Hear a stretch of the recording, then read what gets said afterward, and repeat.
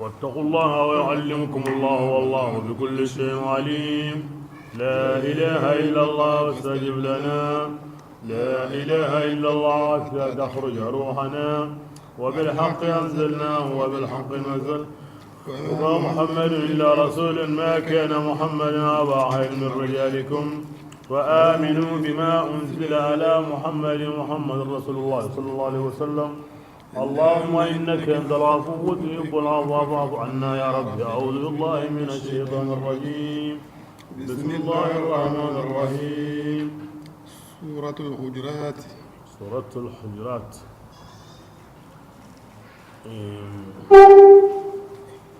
وتني سورة بدا في فتن بانكي سورة كين جو بانتينغا من زاورا وچنه سورة نغو سيكي نحاتم بانكي اللي تيتي بسم الله الرحمن الرحيم يا وكيوم جبني إلهي ناوتو يريا كتا عباسي ودني كنا فتن بانكي سورة جلو ناوتو عباسي كتا ألم ترى كيف ودني كنا فتن بانكي سورة نغندونكو ناوتو نونغا كتا ألا غرونغا ودني كنا فتن بانكي سورة دب كني أكون وجيتان تين كل موت نونو كنتا بان فقه أمة هبندي كنت صوبان سلي هاجرين سلي فتن بانكي سورة جلو أقن تني ننقركني الفاتحة اللي بقدر التغليس تبتن بالنيامن تلا جرانا يعني هاجرين نبغو عنده قري كتي قورن نغا أنغا واتو الله سورة جلي بقرنا الفاتحة اللي ناوتو كنو قيا كتعب سيطان نكمتو تكين قمدني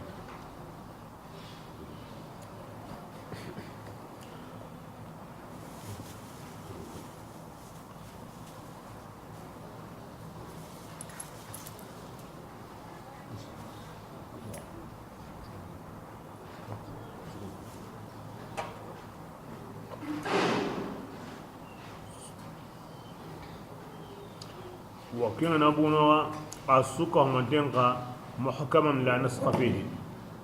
ناوتي ريا موناس أسو برون قندين تادي نانتي هونو أوا قرنا كتين تانو أي كين تادي أسو جمتيني أسو كتيمونو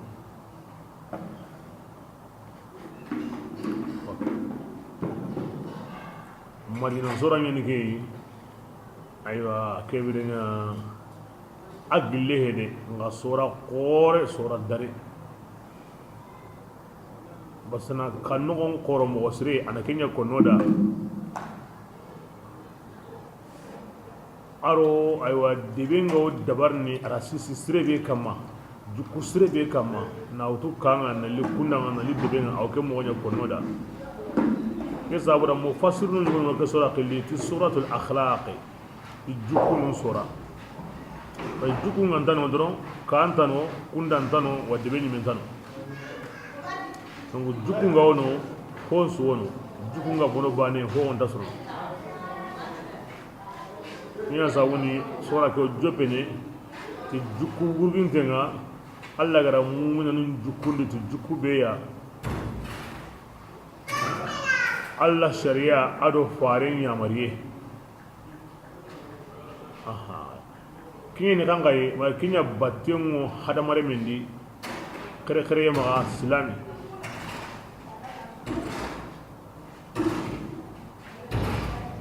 o jonko ni kata hinya mo sirenga alla faren jomme na gane kona shawari on tigiti ti akan ndenga o ma waraka ne hiyo hidi basang ma wari alla faren kane ken wurin amma wari alla kane an gana wari Allah farin kane kin wurin an gari Allah kane Allah farin wono an tano kebla ke gollewi mo gondi Allah faris sallallahu alaihi wasallam arhiya to goma atono hakata to gadi isunna adu Allah digan kanne kebirenga haramar me an garin ta gondi ko ho su ga wurnanga an ga wurni ho ya asunya mo gosre Allah yango himbedi andunadi ado Allah garari Allah fare la ken kinyi agollen kinyi Qur'an awa ayan kinyi kebirenga namma war Allah ri faren kane keni jukku hanana hina ka gumi yango ni kenta gemmin inkara bo kuna ta gemmi Allah gaire makyalli ndi inkara kuna li Allah garade kunda gumi ngana kem mo bane yani de gumi ngana kem mo bane yani jamana gumi ngana kem mo bane yani kyalli ngera kuna li Allah ri farenda kyan talin ngera kuna antari Allah ri farenda ago kem mo di kina mawari Allah ri faren kane aganta kem mo su Allah gatti oslamu ma himbe nya nangare Allah ri faren kane kembere am pay gara kenya wala kella kawara ma wari Allah ri faren kane kemballe ari kata jukuta nay ono kannum ma yankandi onde sehene kappa farsenga koronda go sabu dangani ar kala wuri de dangani aro daronda go sawura amma kama sirri na koy ti aro kutun daban laysa ka amatin nas bal huwa rasulullah taro kutun daban atogni Allah fare aro kutun Allah fare wa min wajib al mu'minin an yata'addabu ma'ahu fi al khitab ma'a at tawqir wa at ta'zim wal ijlal fi mu'minan wajibin ne in juku kappa Allah farenga inda sahalle magunu kappa darun taunga kappa kallan kaunga kappa urugin taunga Allah faren yoke anna waradi angara Allah faren bugu yoke di Allah gara yoke beri bane anda jukum bonondi angana ya logon taun sabura aw awanya kahiriya ya ayyuhalladhina amanu la tarfa'u aswatakum fawqa sawti an-nabi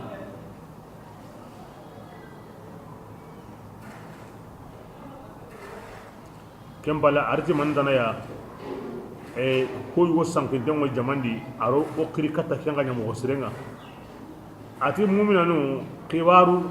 garando be go sankini maka kun terin kaymi hikrum bahi daiman ango tago tagedi diga munyan sankin da ke kundu kena kundo akanya kundu Allah ke qur'ana de mu'mina maka ken terin kaymi maka terin kaymi amade maka sagaida tan maka terin kaymi aro ya mari timaniya on sabati awa ti khibare ni himbe ne khibare sahantenga ken kangai aywa himbe ga giri sere tlemunte no kuya sere be to mante gahe to umma khibaru teringa khibare be ga giri sere no kuma himbe tlemunte gahe wal ma atqumanteni ati digambane wono digambane ani de ka sere burenga wa wutuna lagami fasiqin yani alla kannana he aw ngena sabu yana masiba ko reliti aw bil kilima bane kibar bane asabatin tehe angana riga aw ngena sabu yana masiba ko ren futu katanga adu katta siru ya kungo sakanga aw ngena sabu na bogonde liti aru tagandi liti أود نقول يا أيها الذين آمنوا إن جاءكم فاسق بنبأ فتبينوا فاسقين ناري تقبارنا قراء ولنغلين هنا ده كنا القرآن نو ولا كليا أنا كدغا مهي أموتني أقوال لهن كل لنكي دينا ينغا كوتا أقوى مغابل لنكي تبيسوني قلنكو دون تاغوتي كوتانا نيانغبا باتانا fasiqin yan gaba dina Allah ba ana tilimun denga burundana yan gaba surundana nga anga dibbe suni kallen ko won sabe kata qur'ani be su gani kallen ko setana gandanda ma be su trinka ma sa be su diga men ko nanan himbe kentu kengo yo kebedi Allah bin yo kendi anda kentu kebedi anga diga welli gana ango sakai manganda sakai kebira ango kentu anda wara ga kama wara Allah ri farin kane kin wure ni homa to no Allah ri farin ngama kin mo osren ko dade yam balari arti maniya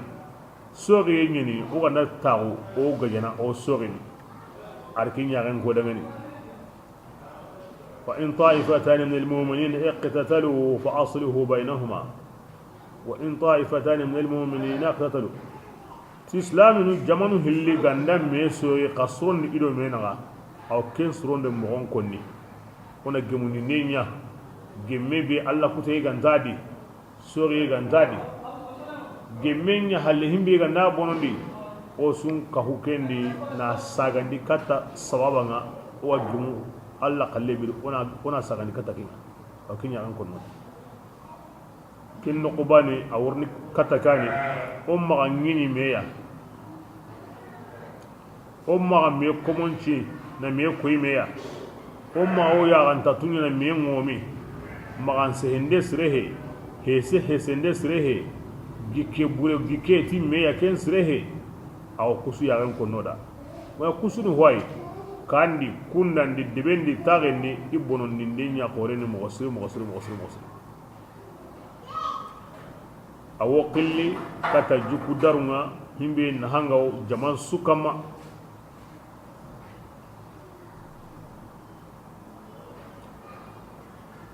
aganda imangas hendege o kabana kenga aw ken ko nora koni mo nyugodi a qur'an la ken kaba konni mo gosri awanya na koy anta gunte ammarin purentati ango ko mona jegenu ta alla kenga nan kumen baga ciyeni ken nalli koda seresu kin ndala na mo bede a huren ciyeni re ndala ndade wa angarin den ka hanan magan se den to no konna ko be go a huren ciyeni ga indi de himbe go angarin den magan se den ken nan ko to ken alla bangi ولا تجسسوا ولا يغتب بعضكم بعضا أو يحب أحدكم أن يأكل لحم أخيه ميت فكرهتموه أو يحب أحدكم أن يأكل لحم أخيه ميتا فكرهتموه كنا واتم من دني باديا دونكونو بي iwasi mana limanan ka woni sehenye ta awkonni idi Allah faran warati o kutto mondi na ni hulani no kallem mehe ayo urkatanga o imali o do korelli o ro naburulli ay alla da walangale nyida man dim limanan gawon biti nenenga islama o anyana kenye hina limanan gawo shartuna o kunga timme wakati kebe ti khalas yenga adu jihadinga adu golle sirenga kebirenga ango qilli mu'mina إنما المؤمنون الذين آمنوا بالله ورسوله ثم لم يرتابوا وجاهدوا بأموالهم وأنفسهم في سبيل الله أولئك هم الصادقون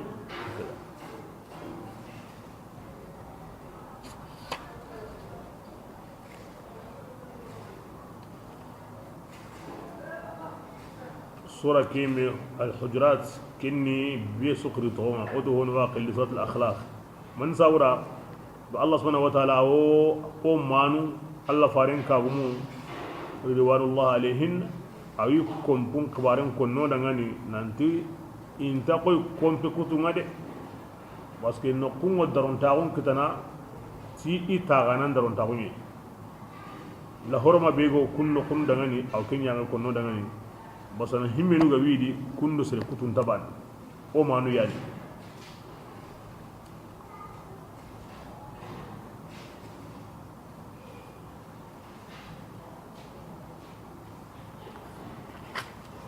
بسم الله الرحمن الرحيم يا يمو بينو كنغتوندي الله كيكون نس تكروا سوره يا ايها الذين امنوا تكروا kenni maniya na ko ina ndi igi Allah to botonte moti mu'mina nun finga iya mari yendi ari hata yendi aha wa kunni kin sauda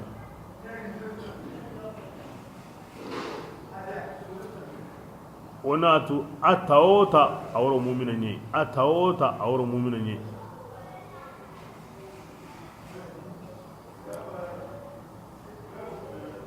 gabringa hay jukunu benu konnige ya kare yama as-sufiyya kun qana iqarrigandi ti kujukunu ya yokubiyo ga kotona Allah farin ngarade kinyo ke bane e kunda ken mutu ni qaramu wala kinyo kendi sere karamo aya ni am parenga an mi mengeni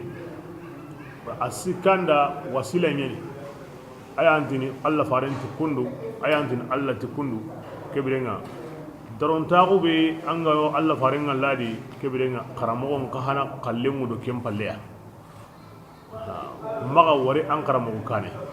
an kannem maga yanka an gana sahalle mago allan pindu faren binga nari atrinka agolle ado anya mago mo su gan ko wari gana keya mi wotini tanna nyaka fa an karamo ya ko hure iyanke ndana maga ganna mu anna mun karingari aro himini wadda gen famu awati kenne takdis tanda sunundi mogu tanda nya Allah yake ta siren to kodo Allah halli aro farin halle sallallahu alaihi wasallam na'am Sheikh Kamilu kenni sirebe akinye komun kirindenga kata Allah awo komun qilli bil arwah wal qulub isondomu khalasindi inyon kinu senundi oti shekhu ngabene ahimbe ani shekhu kamilinga akiye komun killenga na komun khiri sondomunga ne kidisi ruhnunga o do ken shekhu ya yodo kenyi annan tokida halle ke mogodi ado qaida ngenanu an taqomi ho ganati ni shekhu ya banilla kembe qaida nguno katam daga tam hoygo konni ina aqaidan to himbe gadi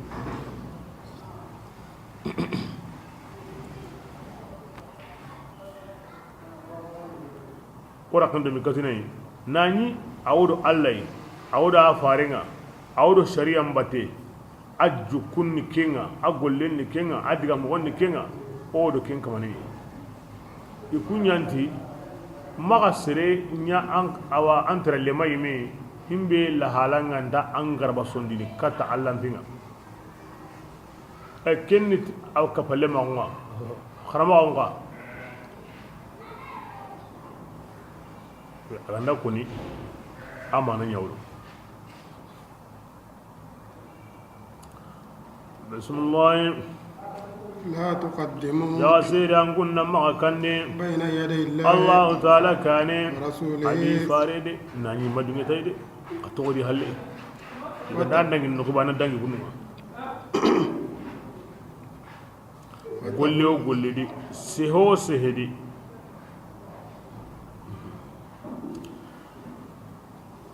هو متى يانغ سابوني بانان كوتا هون كروسيندي الله فارن كاني itin sariyo kursindenga ati man zabaha qabla as-salati fa inma huwa lahamun ajjalahu li ahlihi laysa min an-nusk fi shay serebe gandi bana ulla yang kursi sallen kane ciyani angara kinan karungunga hane ken fiti ken kodam bati ciyenyu go yani la yahti ken ba mawani kekki dem bage kini almamin suya banan kota maga kurusindi almamin kane mais kan almami kin wala ngale mo fiqh kitab jamani almami qorin wa masalli almami ni wa hakala o kebrenga himbe gara kini almami suya o kem mo bani kana kin sheikhun kamilin suka mondenga e kalle mun to di haliya indi wara no kobe ini du to kono indi ya mar himbe ina kenya indi hata himbe ina ken to kono basikan tadi iya mariyendi hataye ken Allah ya mariyeni Allah farin ya mariyeni iya hataye Allah hataye Allah farin hataye nani wo kunu wa koni iya mari bateni wajibi nan to wadi hallikeni wajibi na kare ma ikarle mun kam bismillah واتقوا الله كان الله تعالى إن الله أنا دو الله تعالى أدي أمم مكان يعني عليم. كل توانا يعني يا أيها وتي ستين وري من بني تميم اللي كانت الله فارنا إذا الله فارق أكري توبي وباني نيو كان هنا دي أمين دي أبو بكر تي أو قاعب معبري الله فارق كيني كان هنا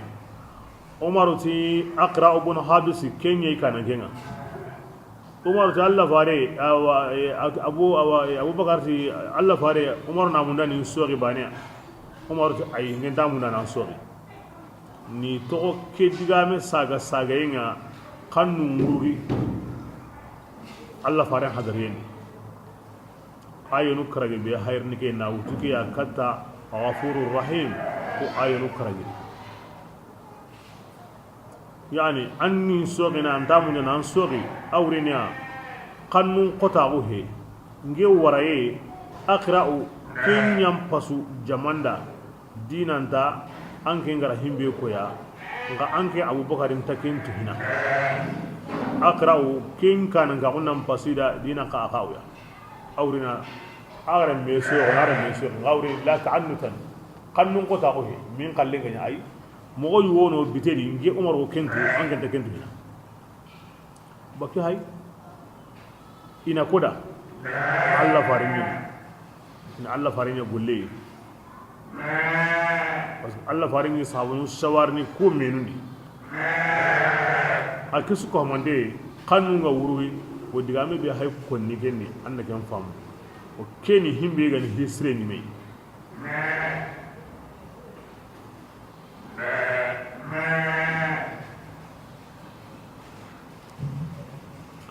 kebirena yugon qawno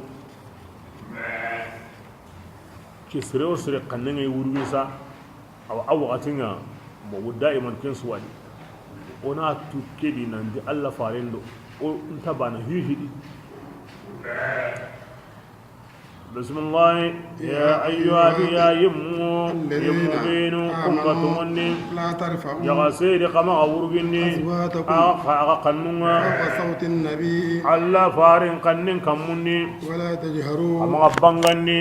فارن دغني بالقول توسهنا كجهر بعضكم أغا يغنو بانغني مغمي أو يغنو دا كما كنيا magan kannen ngurgi Allah farin hadariyendi awa agande sehne an sehne ma wari ado kamun naga wa angane sehenda bataka hana maganya koy aga durun se hamo ay ango akalle mullin konni ada aha ango taunu na ko atantarwar na to odur ay angane ni katay digame ya annan kalle mullin gada بسم الله أن تهبط أعمالكم أكنو كي ولدي أقولنا ما أدون بيدي وأنتم نانيانكونا لا تشعرون أغانتا سيرادي عظيم كي باني تنن كنو كي ولدي كده ونينا ساويا أنا جاونينا أمبو لمن دي سربي كان نغوري أكنن كم سربي أنا جاوني أوا أنا يسهم كنا دا أما دراندرو نانك أو ما يانك كتاي نامولينكا تروندي kemu nyana sabu ya na angolle mon na nyantata la ken kama do serembana o kemu bani yani sere bi ngana shi khunga an kemme nyana kinyada ande qurayni an kanin na magasigi akanin kama aga yimme durun ka kanin na magasigi kamundi na to qurayni ande se ko nada maga ko nada komi aga durun se ko mo anna tintai anna mullingada lakin ni jukuma jukku sugo wajibi ne ka fa farin sallallahu alaihi wasallam ken jukku men sirendi ikram wala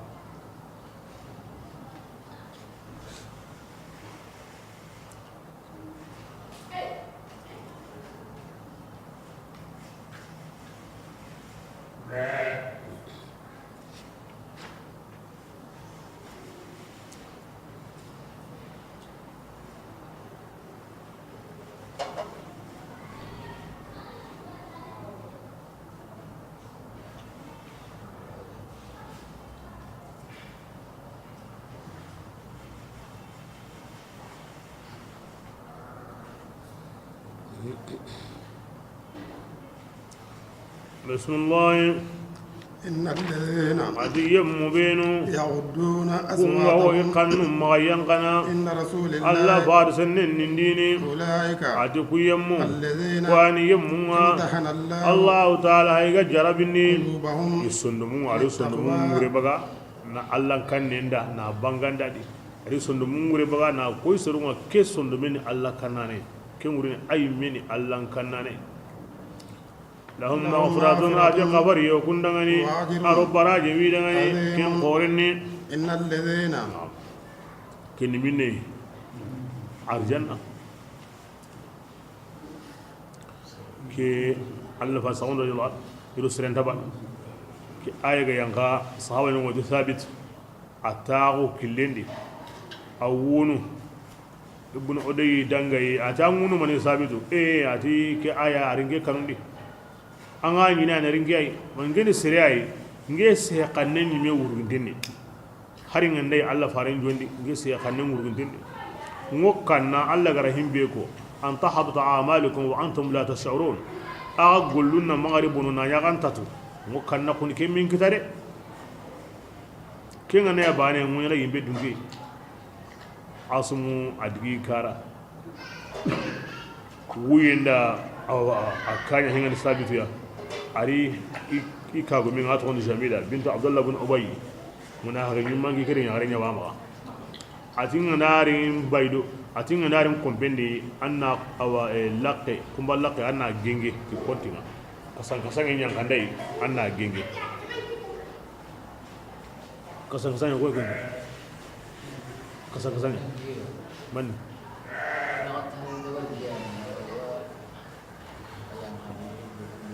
aduan di mana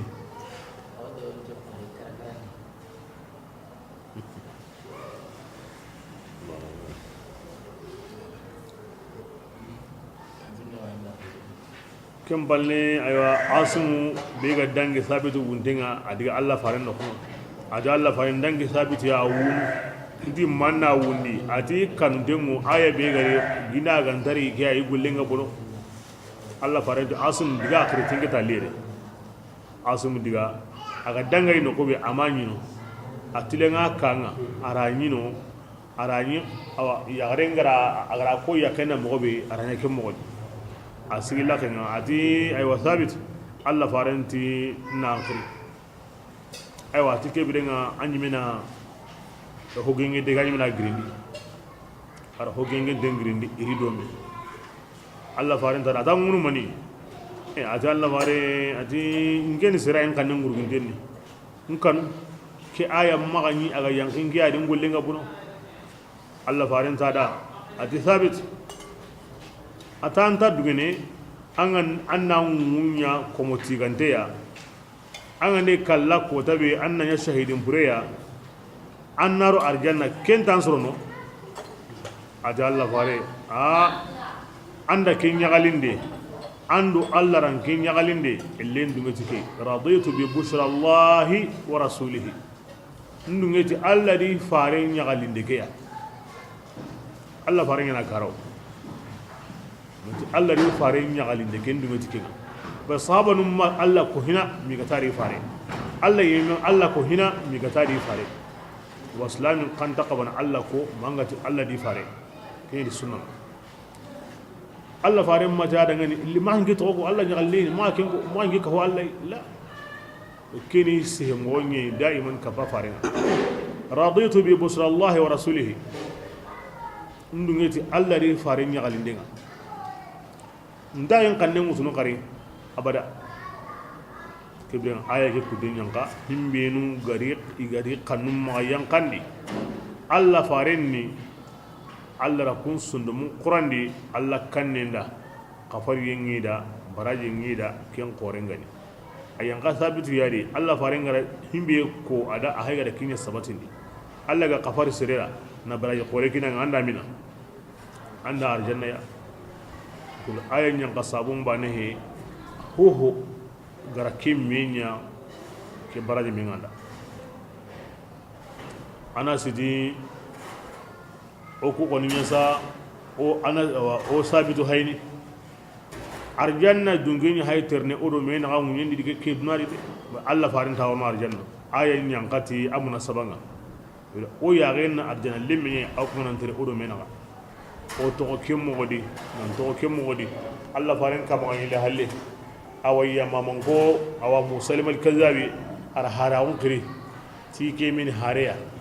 gili Allah farin jondi honne aywa akbare jamani sumurti nan gahay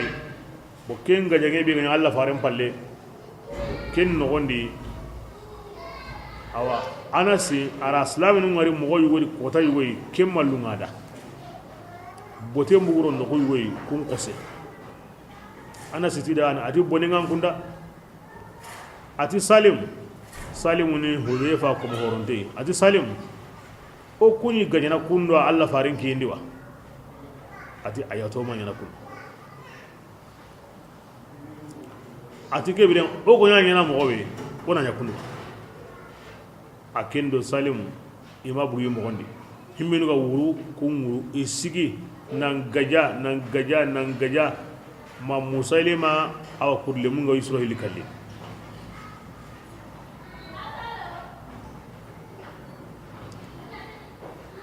sabitu Allah farenga da ko mo be anya kemo godi anya shahidun abri hamidan wa mata shahidan akara ko ta mi ngandoro kingai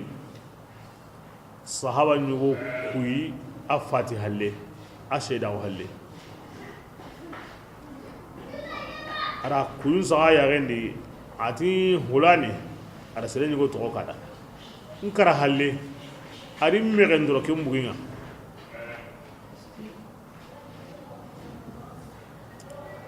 ara diga awo do ke bange awo kuren jaman do ke bange ya awa sindambe be ga wama araken sindambe ko igo walli no ko be araken ko wati mi ganduro ke awa ma barama nyugodi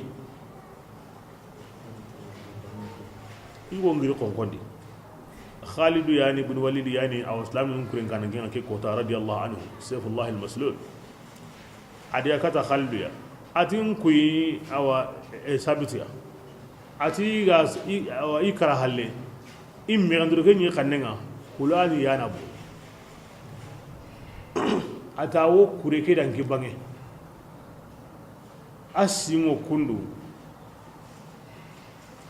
atoni hulani mi ganduro ke aw barama nyuda ba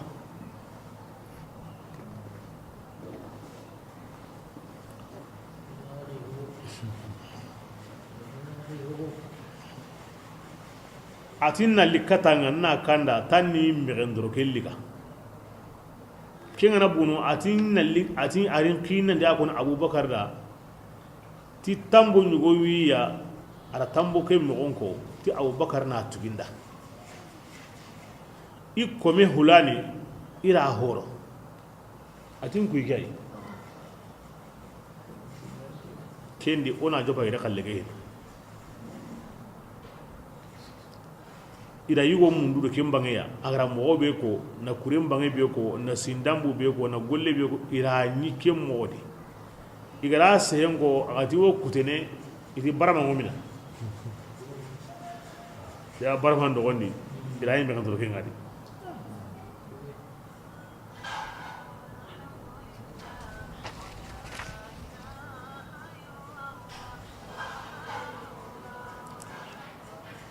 ida wurum kuy mo ngoni abubakar ramadin nanti yere ko ni kalle kem ara kengo mo ora ni hemo kem mo di abubakar da wasiye ke dungaran ara tambo ke kama mundu ati to ngini ke tambo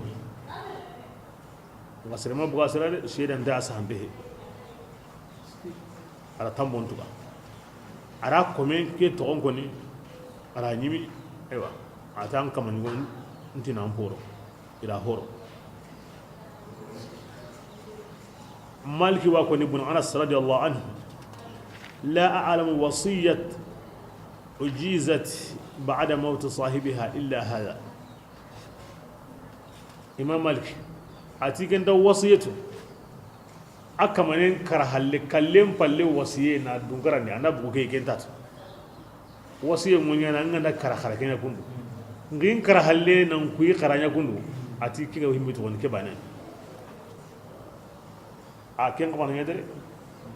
ken ko Allah faringa di serebe da bireti gande ya kara shahidiya an gorno arjanna di ken wasiyen nan kawana ke sabitu an minime he khifarihi sahaba nyani nga sahaba num po kare ndengi wal ke nan golliti kuyunga aw kabina anta kabina kembale ken sharia ko tin way wasiye munyana islam on kane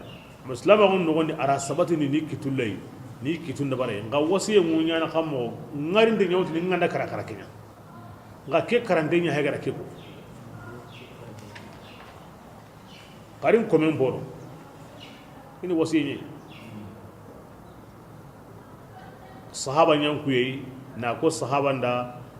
na la ko sahaban kan ngenda kenda dun karande suruna bana ko suruna bana mo be ihirun tabana ke mo di ma honsu katutu mabane hin tabana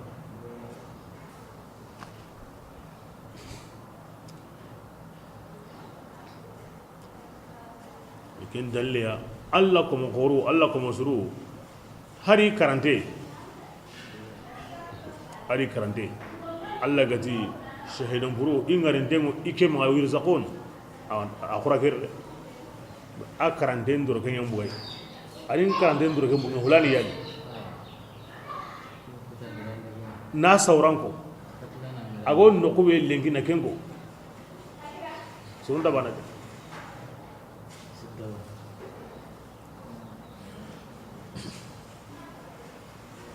wa har lengi Allah ko munno keme mun yani da sahaba nu hede inta sahabun baka bas reta saqi taron kamma an ga yi annabi an ga yi fare tan walla faran sahabun baka la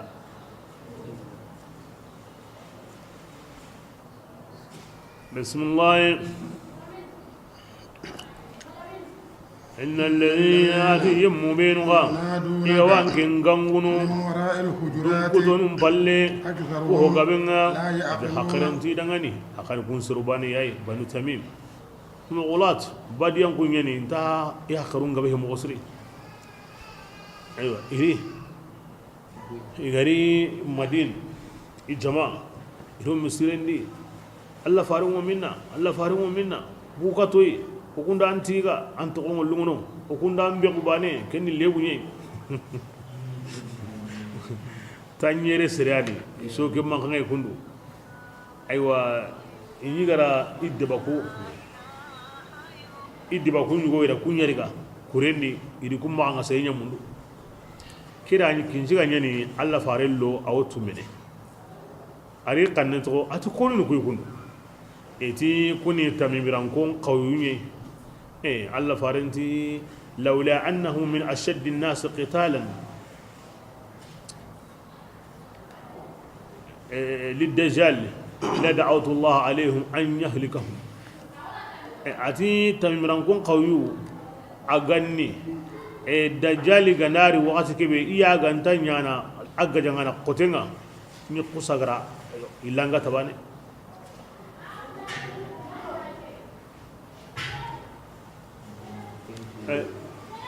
ken kotana latu lengi ke kotanga de mi Allah faran paygra himu din wa ko ke ro Allah faran tabana Allah faran mu himu den tu ngana tun ngamo Allah na tuni nay ken takatuni Allah faran bi mu ndo tuye ken takatuni ngasremati awatu nu ti duide ay Allah na tuni tay بسم الله ولو أنهم التي أغني كوك أو أغني كوي مويدي إذا صبرني حتى بانجي مولمين غمبكا كتيا خيران كيني نيانا هوي أغم بسموندا إذا غني الدين كيا الله تعالى أيان قفرانا أيان هنانا حجرين يعني كم بغادي أو على وسلم أنا قومي أم مصري kwatan gudangi ke wakati aka go mu kusura kenya nyum misirena kuma ngana salo qorbane da bari na kompun nyanya kundu bo wuce ganya ke ko da iridon bintan dun kuta nyawono anna ko bi kuten sigindi laqen telenganga to da kompen ni kombe mu ko bane ya luana nya ga mo kine kinga holo aya anta kompen no kem palyani kasangasangu ngari na terrorism liti na irdon liti na bahe hildo security kina ikasuntano o igana dunkuta ko bin ta gane nan kiyama bilinga a kutuni kileni ngel hujrat ibra twiti ke Rasul sallam aganda bugu wati kebe awagada andaro qahana ibra qasigi ratogon kama gangu aksarhum la yaqilun Allah gara ko mo be igani sabar ni annan bugu ni gam pasuke isabarin balawo Allah farin nan bugu kinya sabu ya igari lime be ya Allah farin da tagandin kini ya kundunga ara tagandin maganga sare ligaya igan sabar na bugu igitawu min aro itawu aga na bugu atwe nas hengoli iri me kesu mi sorno kundu ani sukin ya kundu ame gurbari ganiya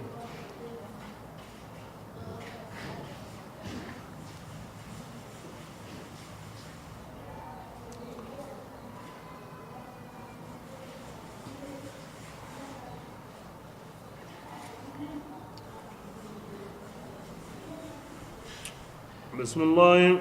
يا أيها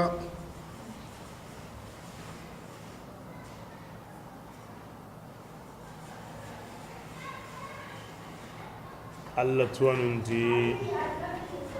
الأدب عند الأكابر يبلغ بصاحبه إلى الدرجات العلى والسعادة الدنيا والآخرة تجوك سري أوي كمان كمينا لا سورغين تنغا جوك سري أو نار اللاغرة ولا لنتاون كمينا إكمانا لو أنهم صبروا حتى تخرج إليهم لكان خيرا لهم كين خير يكون كين باكت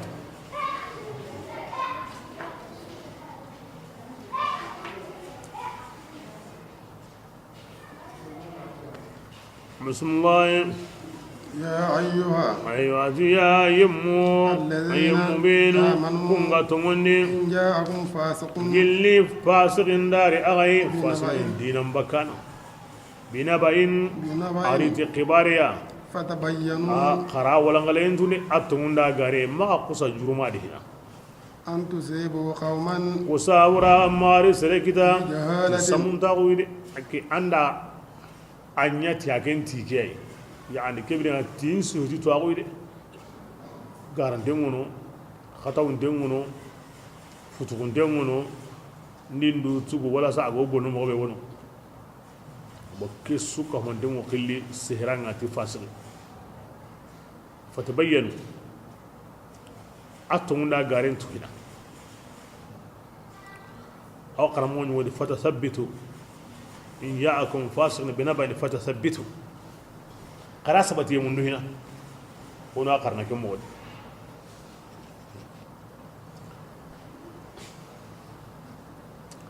كيسا ورا أنا مكينيا أو أنا سابوي أو أنا الله هي ده فتصبحوا كين عندنا غنا لغري نمي سانو غنا غاي ولا مغني أغرى كين قول لي أن النمسي مكتو كبالي ما نينا أيوة منا هم يغرى سي أغرى كينيا أما توندا غاري نمندو هنا من أغرى توندا غاري مندو أما يقول لي كينيا جانكو أن النمسي دي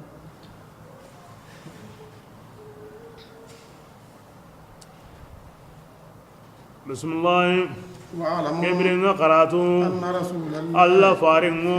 أو هنان كندو دي كبرنا قما باترانكو أنا باترانكو فإن الله يخبره بالحال أنا باترانكو باني كل حال سو الله فارسنن كبارني كبرنا قما باترانكو أولي لو يطيعكم أغني فارنغ نانغون يا مريبتي نانا هم بوغابني اللي هينو أغو هم بينو كنا دا غيندا أغو كوسا جرما سودي لعنتم أغاني تامبيني دي أغاني تامبيني دي ولكن الله ما شاء الله تعالى حبب لي أهير لما نعاون قانوني كتان كونا على سورما أغا صندومني وكره الله نكافر أغو قنني كتان كونا أرو الدين بقى كونا غي أرو كتاين قنني أولئك يبرنا أيوا كوما أنغدو سرون وتبتي الراشدون واني سباتين تونا الدين كما لما نعاون غلي سربينو دا igo kahira ko konni igo fasika ko konni igo kute konni ulaika hum rashidun yani kandanto ma ko an hakaranto fadlan alla da kinya gada fasan taw من الله illi tungaru agaywa ko hede ونعمة aro kenin nema ya agri allah والله allah ta'ala عليم tuwanan gemundanan yen alimun tuwanan yen hakimun gemundanan yen kibrenga allah faringan to diga o ona maniya kinna gar hanabe koni fatabayyanu in ja'akum fasiqun binaba'in fatabayyanu ma digamen na ko fasiqin na digamen kanda atunda garin tunya katamla katango golinde ma atringa ibi Allah farin to di nka akwai agoyre la tuqaddimu kama awre Allah ri farin kane aqranan wayre agulli batun wayre adigam batun wayre isura kya sabatin ma kusa juruma dina faso yon ko ni gani awlan galento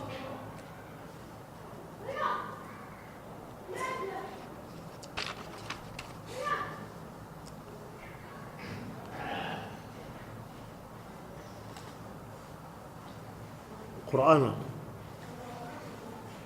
angna tukki dabate wallahi na mosri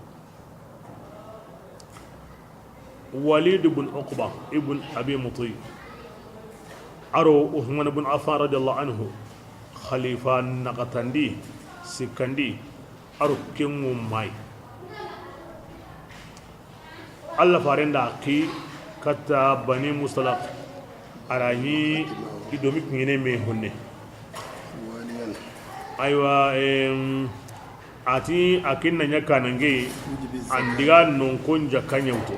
وكان بينه وبينهم ake islama unkane walidu ke ado awa bani mustalaqi man khangin wodan yiro menaga imai galli honne فلما سمع به القوم abira ke be non kongara mugu nanti aworni ibuna gemu kampallenga alla faren ni kendaron taun sabura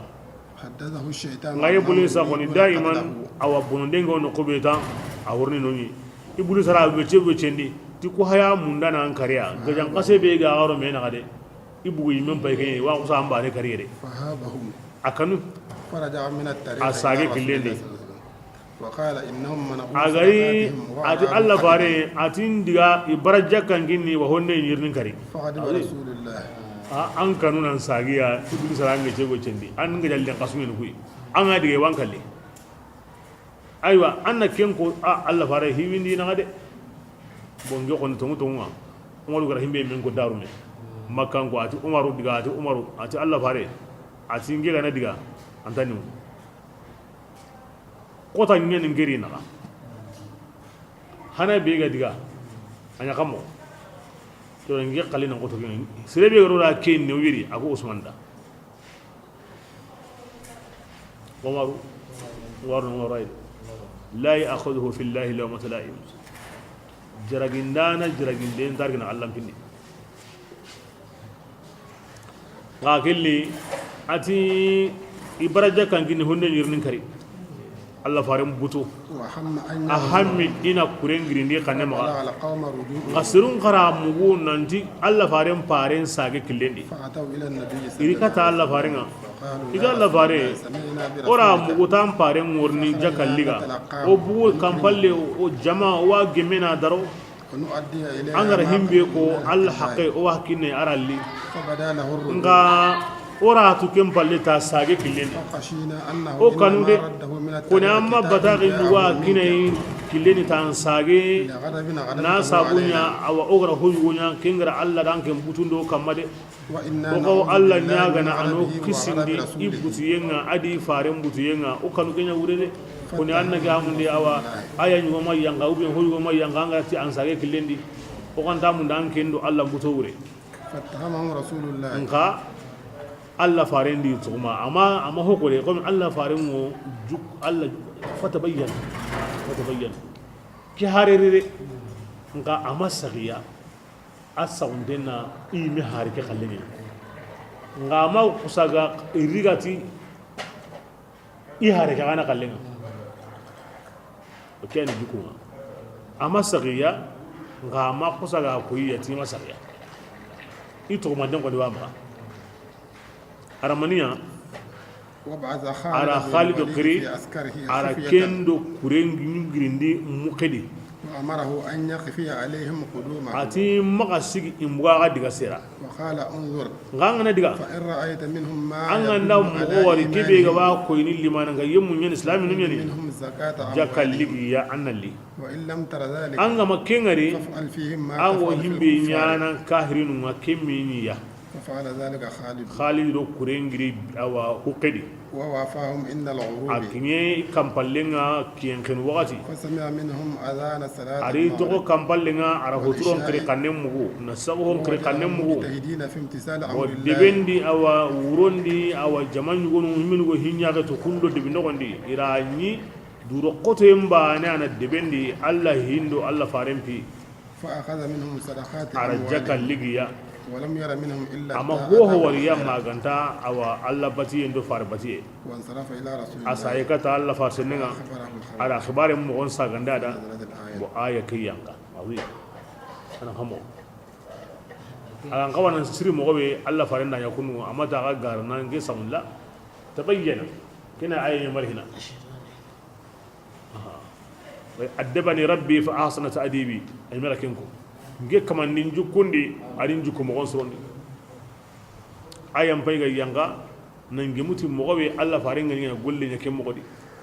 diga men na ko atto munda garin tulina o saginin katta diga men ge gari ira maniya فسمع منهم أذان صلاة المغرب والعشاء إلى حضور صلى كريقانمو نسوه صلى كريقانمو جا صلى كريقانمو مكيد بندي كينا كوين إسلام دبني غانجين جهادين غنيا كين صلى كريراي مي أنجين دا سرون كرينوي يا سبحان الله الله فارندي ساون ما يكون نوادي Allah farin sawan angol Allah batte angol da farin batte farin sawan ma yakunu ngade digi hin korosi anganda ni awdo mogonga agandaro mogonga ango himbi na kahirin ma kenya ara korosi te mania salle kri qanni ara kem polo mugina kenni dalli hana ni islamin ne deben so anda ina islamiya jama'a so islamin ka islamin deben ko ne ngagin jihari ngo ina misiri ne daga sallingo qilli de bebedi ken saganu akilli khoru ajma ka humaranu aqrallanu ma am misiri ni men ngo ken ngin jihari nyaranga ya subhanallah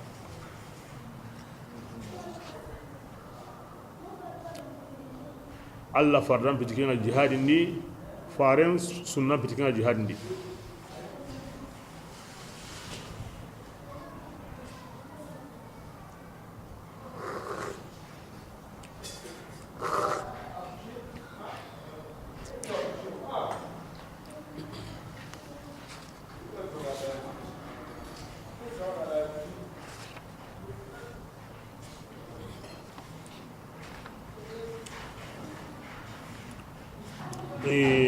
ahay gara ayanga yang kasre bedi sahaba qorin ni nga Allah hay gara akhirati fasiq in kewre mun ya afiru mo himbe ko ni fasiqa on suhiti kahira ko ya fasawa ni woni kahira nga suhiti fa fasaqa an amri rabbih wa amma alladhina fasaqu fa ma'awahum an-nar banike ni iblis ma an kutunga bani kene kahir no ma kahir mo khili fasik nga islamin khana wona fasik na bi jariha fasik ngani fi suhunu goya garanti ni fasik ngi nga ken tatqi ne islamin ngani hinda ba islama gondi inda ahli sunna namimin nay dundarin nay hasirin nay hayanan nay riwayiganan nay be kesu ito ngani fasik inda ahli sunna kenti bakka islama gondi donc ki haygara himbe nya ki kan kemme ni boce endo gike bursimay nan sagete kenga nanti la na hoko alla farenda nanti rakenya nani manya o kebrenga kini fasra ko mi bijariha islami ngina fasiqi kai sahaba qorini alla mina kire fasiqi mun sabra ala fasiqa ngolle fasiqa on suti kahira ko kin dalen kan ke ayay o himbe tunu ki ayade namima on paramtin wasre gandanya asaga mo ayam maganya tu musalahaya ma alla na akhiri fasiq wa kin namima woni na honya na serendo surun ngarame kin to tin in namima wo asre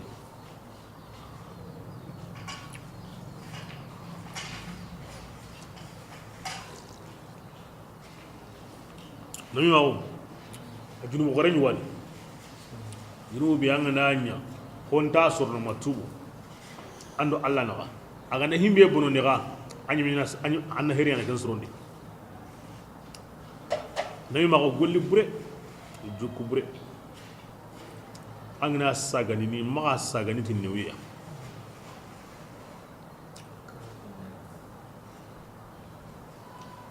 sere sugorni tagamure kulani ti kundo anda sagai awra hoko ni ken qara tangi kana ti kundo ara kulanda kenya sagai awra hoko ni ken qara tangara kenya inda lamuri ngani na bono ndi ade adu golle bane lamuri ngani na bono ndi wi na sondi golle ba nyani ndemi wono ken sondi ni on tarako masrungar ken kana bugu meni kon sudi golli bane anya yimbe srengono anya yimbe gurengo ona kini allah ko kini allah ko tini la kini allah du ko inda on sabura wal madagam bugu ken sabura aw sorno on salli o so salli ho salli allah jatin sabura ho salli surunni ngariya ngami ngari salli ni an awa kembere nga anda sorno yere an abani ga na ta salli aw sorno da kembere nga patnya ni den kaw yo wono an ta sorno kinga manya ken ta khilna mi mawo na kinya ni ndenya pour ansuro aro na kinya ndenya pour ni na gambono ni kinya to na mi mawo ange nyantur ni ki ayo hulana ya kamo bonon de biye ga nyaari wajibi anna ko hulanda kinya hulanda keko anga de ken to kono anda sorondi la mas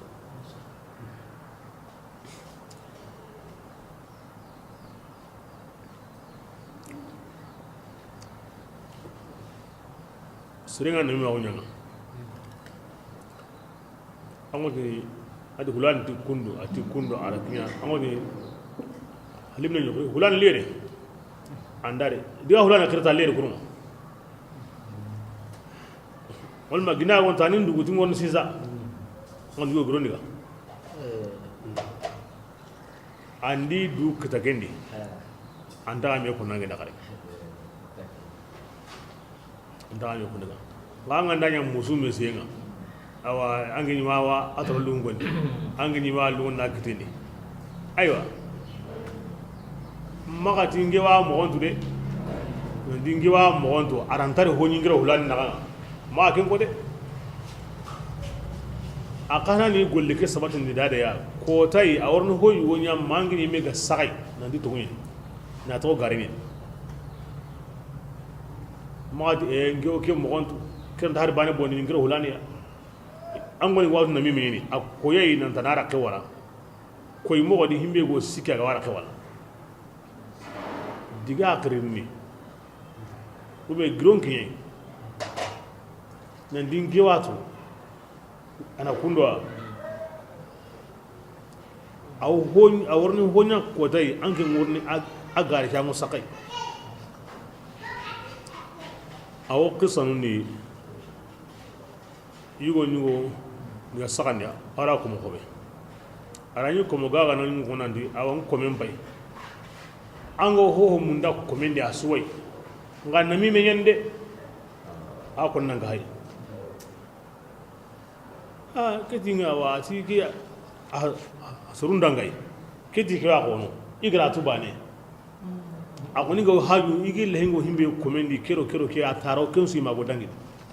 ngangara himbe kanda kinga ati atangara kinda bana tani men ara khawara de akem wande aro honsi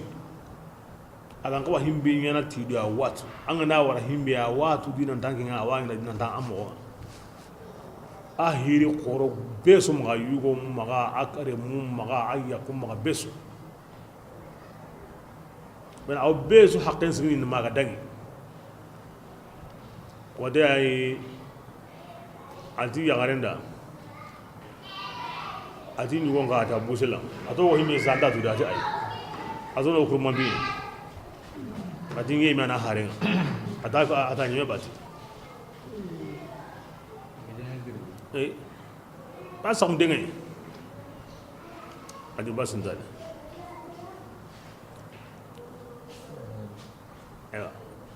yaran digena kammo yo ati ngoro herinya na himbe go sigara khigo wolle atango herinya na aywa asan ganinde an ho kutun ganna kinya ngane kin kita nar khawalle ara go yugo ngara adi yugo adi himbe go tare sisa adi yaare ki aro yugo ngodo ya kai wa mun na igi muhimbe di wa mun an kare yawo anan yin kare bane ge bilenga aya woni yeri ya ayo ne ata mo ko bito gude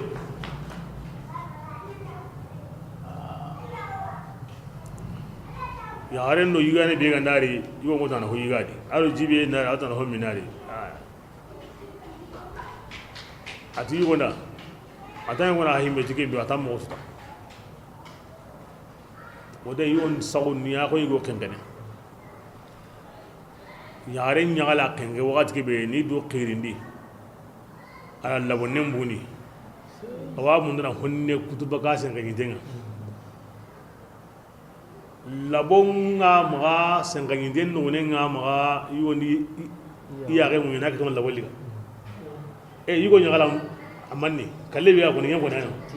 labonga maga ngoro mo lengu ne yongo ne kursu ne yo yugo nda kiton lawali ga walla bonya ya garni min no ombo aken nami mege mi holordo ma nga sonko akaru urgi hawande alla urgi hawande le hanga man gon turari ya kenkari yaren karun gon polanki kuna yugo kana kari yugo koren kana gari kunno yaren karun go iran me kalle ay imbillo kombenga aywa ina kamo akhara kitab no mezrere yaren togay yugon togay sirigabe togay gare awo maya kiyane aw golle nyana himbe go qalle gena tumi ba angana nami mentu ana sagani na ya kingena agara ke walla ngadan di kiranta ho nyaninga akana golle nyana himbe go akko ina di qalle gena tumi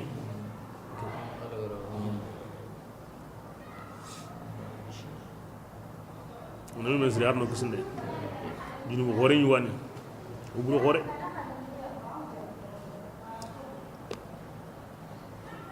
bismillah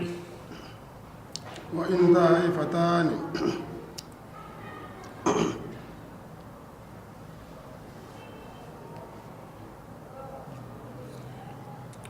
وحبب إليكم الإيمان وقال كم بيكو ودغندان تيكي دانسا او ساغدينو وكره إليكم الكفر والفسوق liman ga otimman den maniya nan saw honga tan sondominga na koti annenenga na nyeti an suhunga kya to on liman ga otimman de wa habbaba ilaykum al-iman wagar sikobe ko kinyo kapame adi kinya sabuni akusa gara kensi ko tainenko na to arake bane ko كره إليكم الكفر والفسوق والعصيان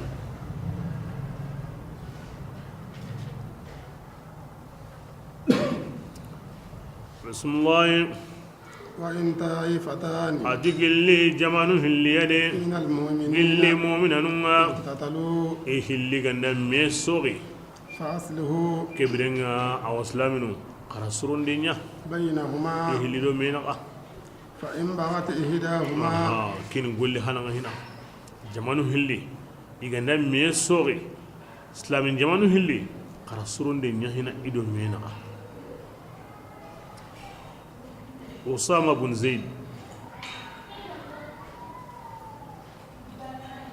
أجي الله فارنسيتو هارين أو كريرين غي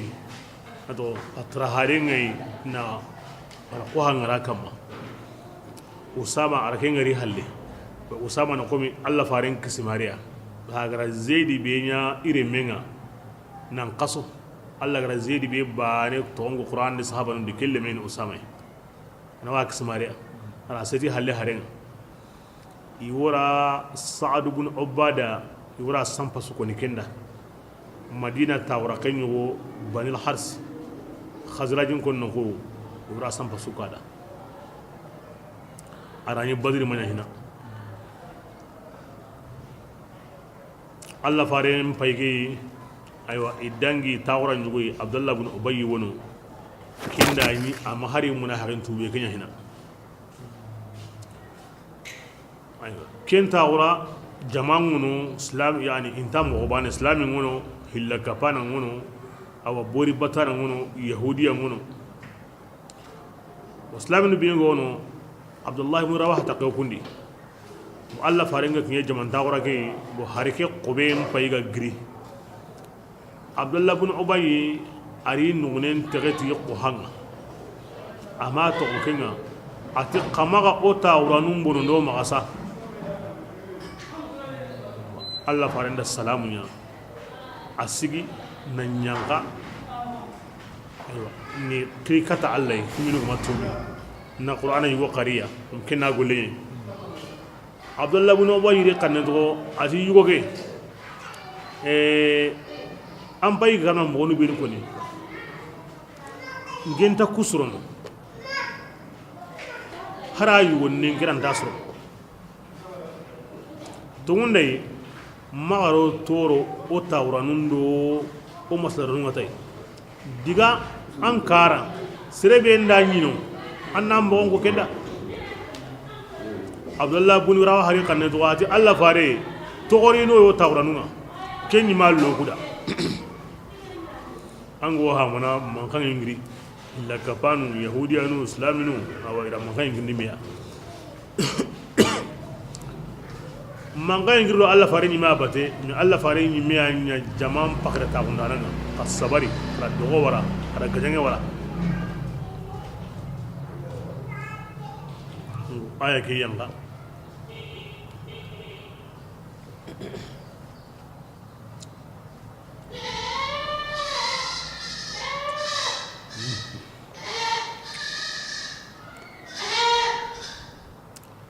بسم الله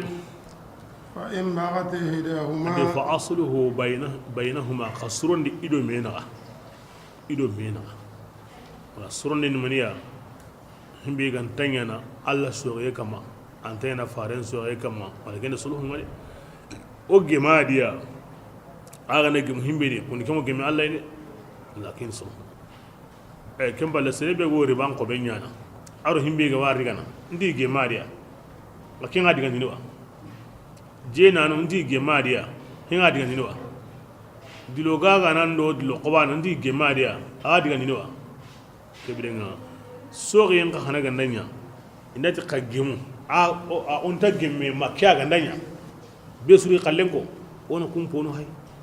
ande ago gemme kharakin ya ingem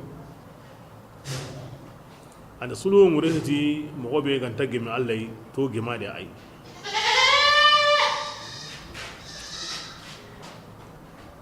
bismillah fa in ba'd ihdahuma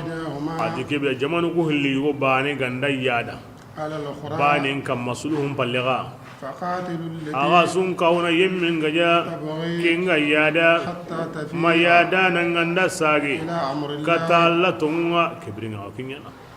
o suwa ge muhimbe yedi kinya gan Allah kallenga kem palle akendi du hay lengure kada murti ay kama ade be sun ka hubani ke na sagandi na roni do digan kasikara kina bismillah فإن فات aganda sage yimmiga harsa qasronni ido me na gandini itlemun tagunga de فأقسطوا agan telemude إن الله bil insaf wal adl di mirolle ma wa atlemun tagu Allah ta'ala يحب awat المقسطين lemun don kanun de ani aganda sage qabani anyime de nandi har saga sage amanyime ay aganda saga nyime saga mbala gunyeni ti on ka hugei ona sagandi o gara sagandi kana kebringa nyime قجمنا بالعدل والإنصاف والقسط والاعتدال يعني يكون لي أيا أنا قلل لي جاي أجمع كاراري أقلنا كني أيا حقنا رابطي أجمع يا هي حقندي حقنا ساقي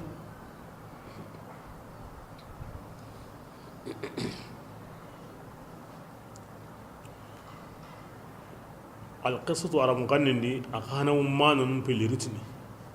aw ñina ñingiŋa aw na tileŋuŋa yere qalle alla ro yamari aqstu keŋude xa tileŋu awrna ko ayandi wa amma alqasitun fa kanu li jahannama hataban nonga keni ñingentonga a xana aw mananum pille qini himmenugo metay nenga bismillah إنما المؤمنون بزا مؤمنون كن آخر يدي إنما الحصر إنما المؤمنون أخوة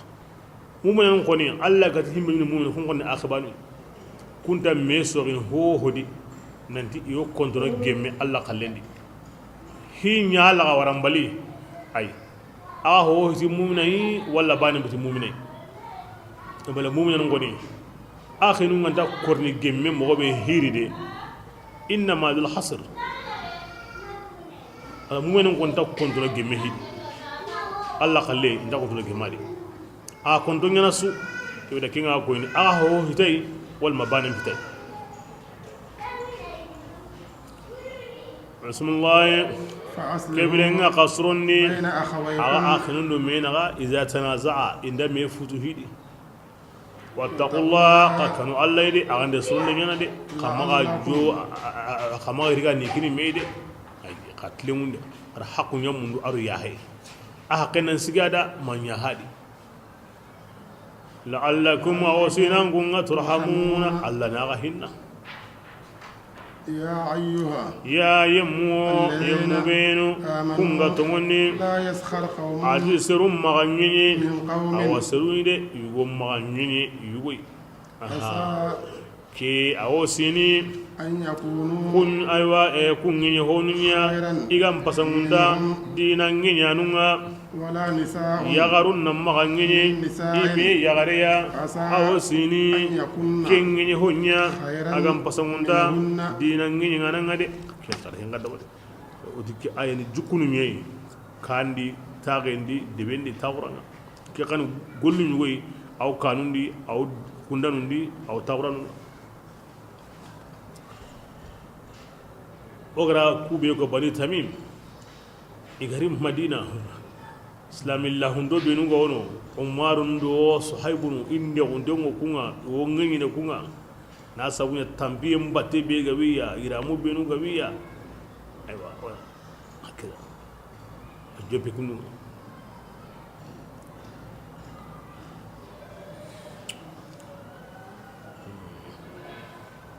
ana wurni sire yugo magangini yugo magangini yagare magangini yugo yani magangini sire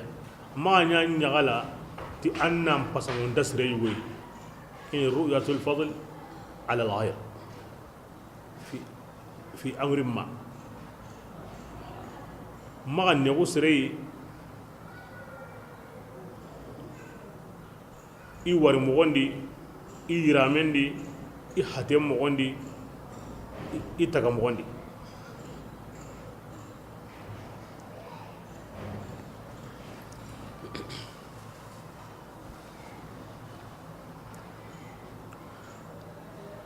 awo ñini an payga ŋeñe serebe na nexay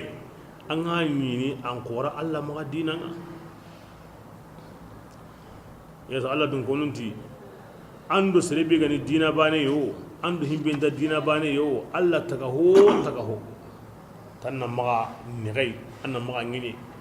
فلعله يكون أخلص ضميرا وأتقى قلبا ممن سخر به أنا يني أن قلص تانا أعلى كنون تانا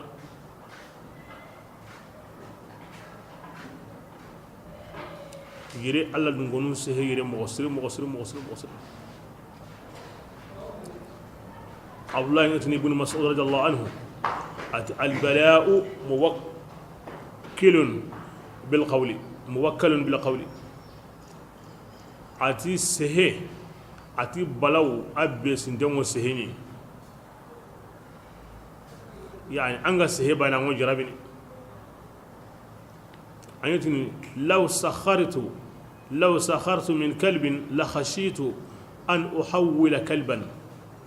ati ko kanna hari gandan ngine wulenga alla mari me yilla wulle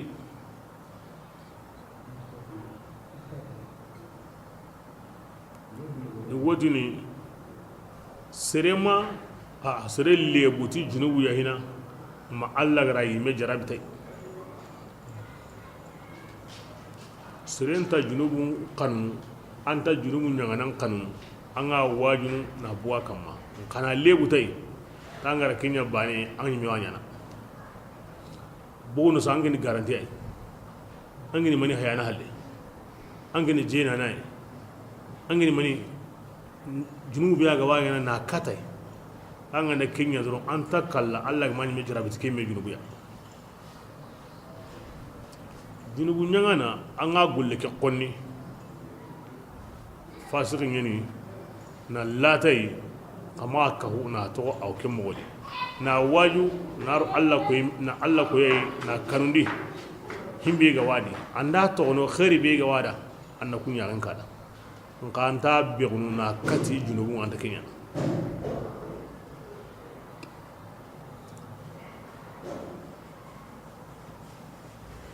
wala nisa'an min nisa'i kenya qasabu anas ga wako ni mobe alla farin ka gumi safiya bint huyay yahudiya lemeni hafsatu umar ibn khattab reme yarun taynahu hafsatu yanti aywa safiyatu da ati yanke ni mani yahudiya leme halle awu Allah farin na yawu atan wunu mariya atan yake hafsatu yana kinda timbit hotana yahudiya leme halle yani wa mun na ko yake hawan umar bin khattab yayi hawan da kinya gudu Allah farin ta dangane innaka la ibnatu nabiyyin wa ammuka nabiyyun wa innaka لا تحت نبي إنك لابنة نبي وعمك نبي وإنك لا تحت نبي ففيما تفتخر عليك أتاكا دغني أتانكي أم بابني النبي مني أم بابا تونين النبي مني أنكي نينجا ينجن النبي مني بس يقول من نسل هارون abu haruna ya da alisatu wasalam kona hawa tukune kene musa kona kine allah fare tela kello wasono ke ngati maniya yo ngati yangodi ni serrati eusi ndi ndabaka i hawaru kallenya kam woti kene hawa burenya de allah farin payi gare ka gumen tiga na bugillen ko yayi do hawa suruma ken balle an ga mu dawa as-safiya do musa na ado haruna na bun wujine sine nga hayga hawa surunya ko nige ba ta hafsatu ati kanu allah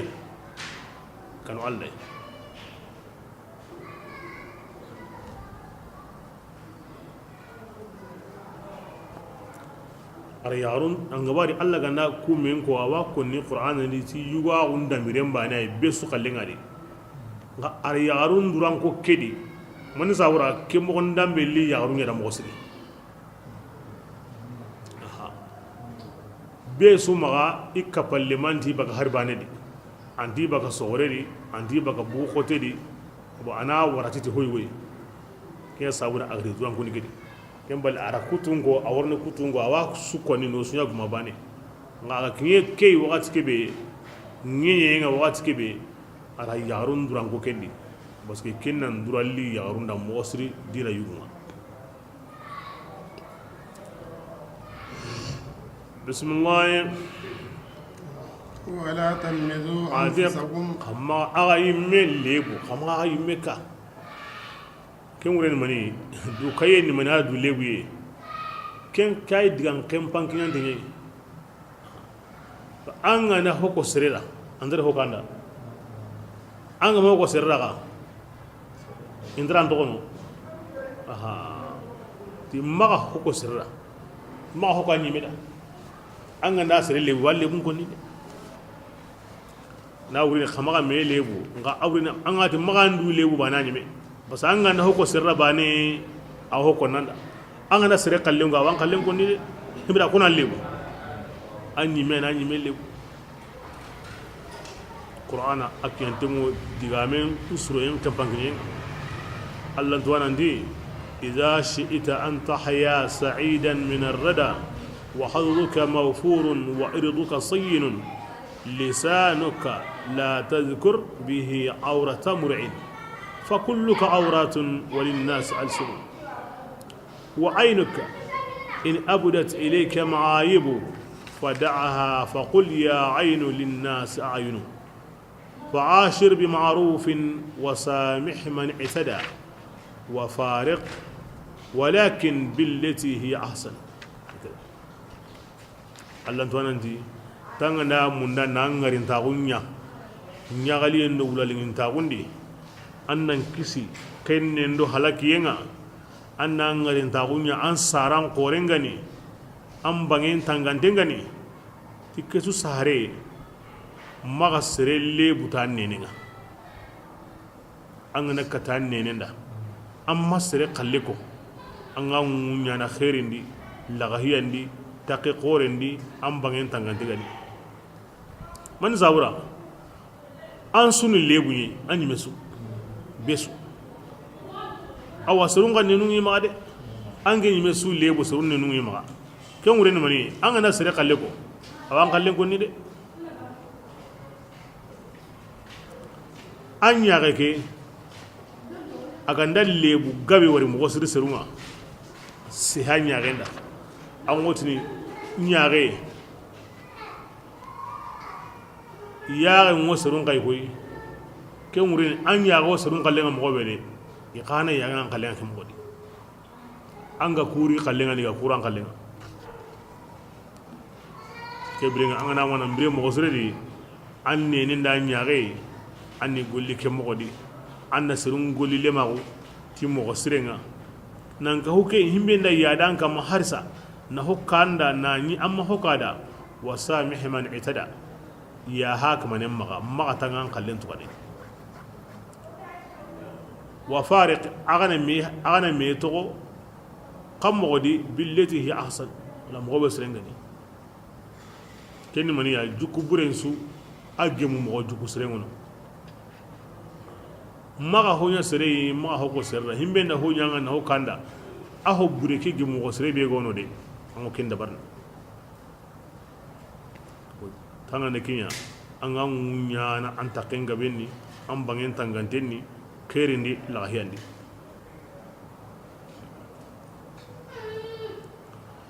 بسم الله ولا تنابذوا يا سيري قما ميقري بلا لقاب اواتي ملين تغبرون قاي نمسري تكون خماكينيا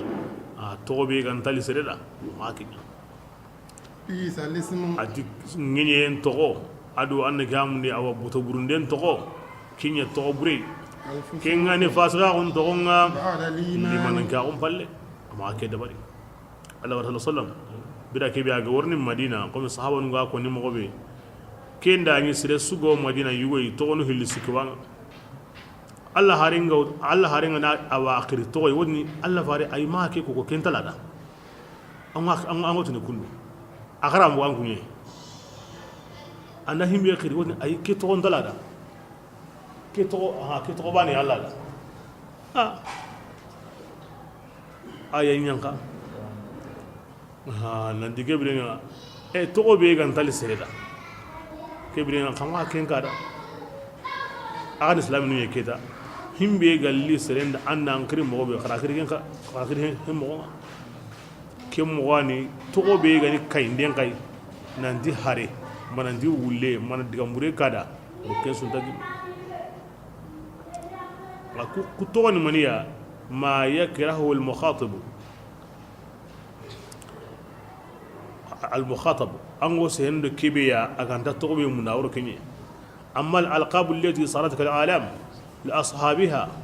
أما قرطون بيغو قومي تقوم قتي نيمي انترو كنا كالعمش العرج وما أشبه ذلك توانا قورين يغونو أتغن العمش توانا قورين يغونو أتغن العرج علمكم كنتم يعني la amasini yaga herente la araje mureni jugumana me geta kuna koy ku to on kotenya angani to on yimi ko serenta timi anta i me katoro noka kibra kabanden taro kenga kabanden niya anga himbe qillay antalada ken kabanden bo kem mo bani ga qiri to kurumba be gawnyana himbe ni tigande to ya كين قهنا قنده أبو بكر إناد عتيق إناد عمر را فاروق إناد عثمان دا ذي النورين إناد علي دا أبو تراب إناد خالد دا أو سيف الله زين العابدين حجة الإسلام هكذا وهكذا وقم بتباسيا عمر را هورون دانا كم هورانا أيوة أبو بكر لكم قبل هورن دانا عمر دعني غارين حاتن دانا عثمان دعني نور نبيل كما بصر الله فارل لي نعرف اللي كاغما وخالد لا الله كهب وسنتي أيوة علي دعني أبو تراب كندي من أبو تراب يمي جبوي أما ينقين صابورا دائما أو تاغنو سيندي أبو تراب قصة مرني كاني الله فاهم أني من هربان تانك مغا أما سجرا يعني كم أدنى مبالين يكويني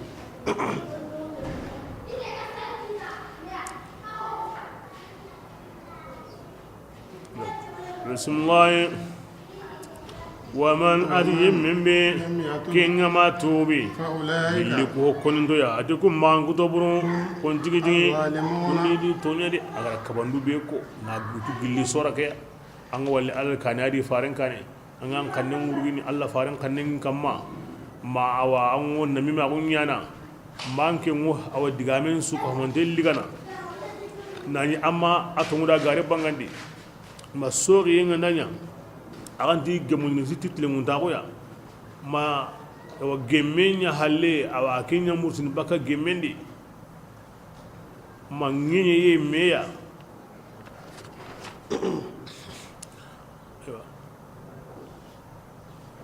ama sirkai na me akhiri to burenga wa hakada ama ka kunya anga makura ke wara fa ulaika hum anda andu toro atoran na ko kama ambe ga matubi بسم الله يا يمو بينو كونغا تو كونغا توني ان كنا لا تو هم بوغابنغا يلي كبرغي كينغاني انا تو كونغو غونغا يغوني جنوبو نيدي كبرينغا himbe yo gane jurubunga aho gabe ma kinye de ay ta yugo ama khama gige burungi jmeya ama kinya allatai Allah ko masru mu'minanu anna giken suron li tukunga Allah wa kunyo ay dangin dindi aw aishatu birami re garen sakai ti mani sabu da aga gama khairi gigita ga yime ado mumin mun sabu inda islami hi kanda muminan yene an ga yimir Allah naga da hoygo kanda anta dugene an woti ay genta kenya na khille makin hulani ya kenya mun dam ma gikke burun gigiti seru awgi laywe an ho sehenyo mu ko an men islaminga an ke nga a gigini ti hoywe an ga nyini amma wutu ken kanemba aru lora nyuwe lora sirehe an ke wonda sima yire wona garo yire koni ko gure be go nyana yire ara kenya amma wari anda sima doro anda ro ho wari meto domi kenga ni mobe ya anda yime kana sima kana ke mo ni kama ku gollu ni wono wono قد يكون في الصورة قبيحا وفي نفس الأمر لا يكون كذلك كل نقول أجوا أن يغلى مغبي كم برامبره هذي غانا يني يمي أنت كم مغدي لجواز أن يكون فاعله ساهيا سيرون قول لي وين أرونا أمونغنا نيا ما كنا ورا رانيا بانا يمي يغنينا ولا ويكون الرأي مخطئا أيضا أرونا أنك إندا فتا أندا سمين أتواه كلهم ينا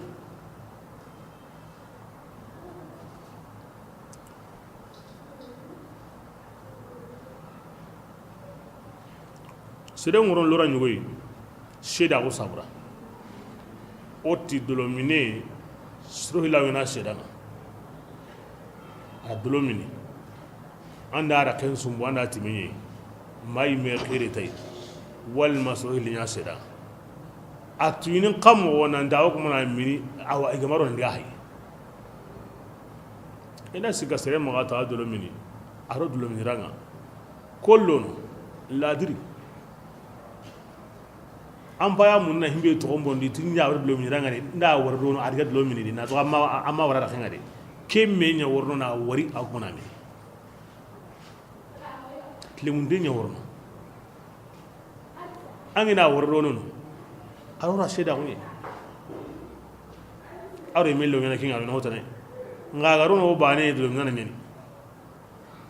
jene na ngal xamo aw jene sheda hunye may men khire tay ma yare be ganda yawo kenna no nga sheda hunye na xamo sirengene man nyawa walli ya renga ken soro na kati ina walli xamo awarira minna diga no de angina wardono no bane kebrenga ay mejina inna ba'dan ithm arorono ke sabuda arorono hotana sabuda da gikke burenna ma gi islamin ma Allah tu umma kenya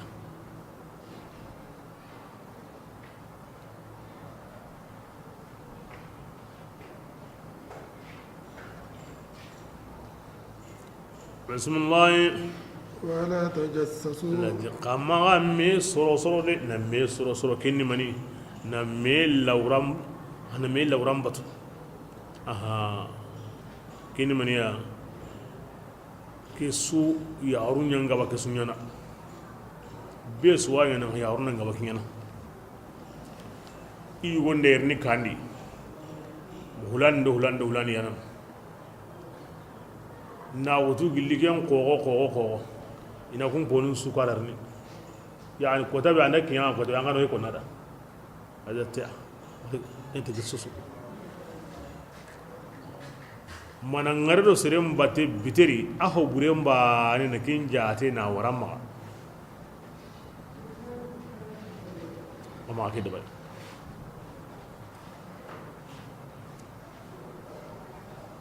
asirel legum ba ne mundu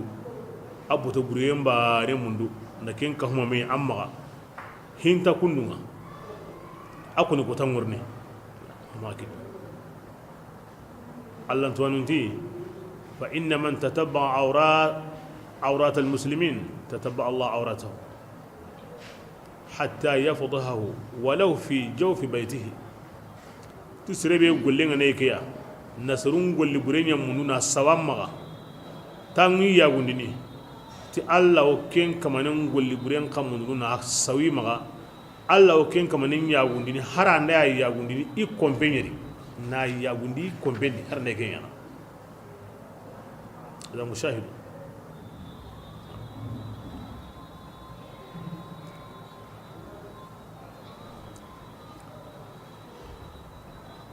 anga gor Allah ko mun kono yayi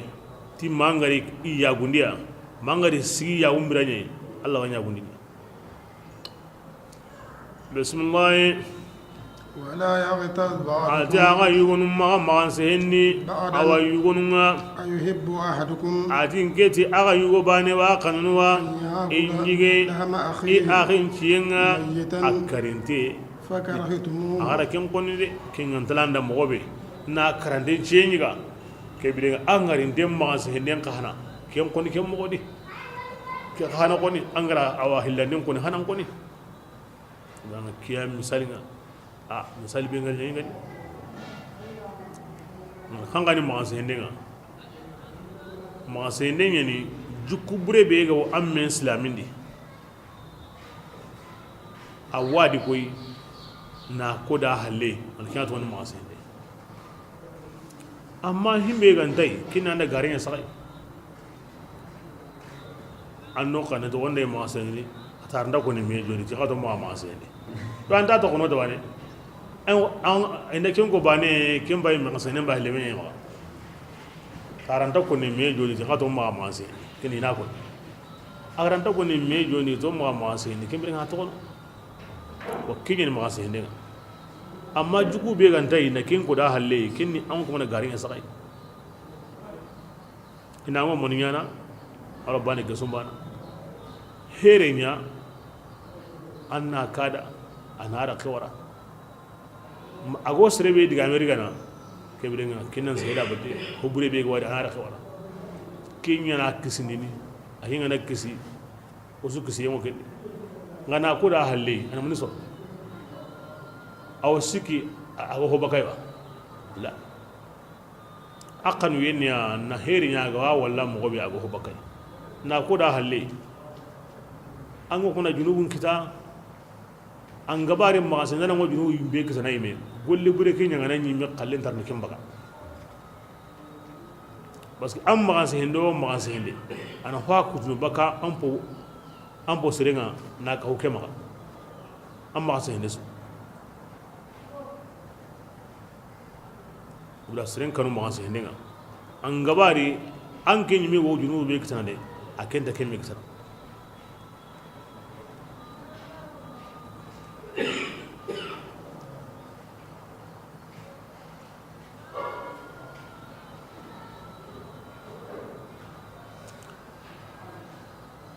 arabun kan nan al-ghiba mughanu sikani wal qur'an ke nasi al-ghiba wal ifku wal buhtan bo ken ghibatun ifkun ni angara himbe mu gutan angara kinyani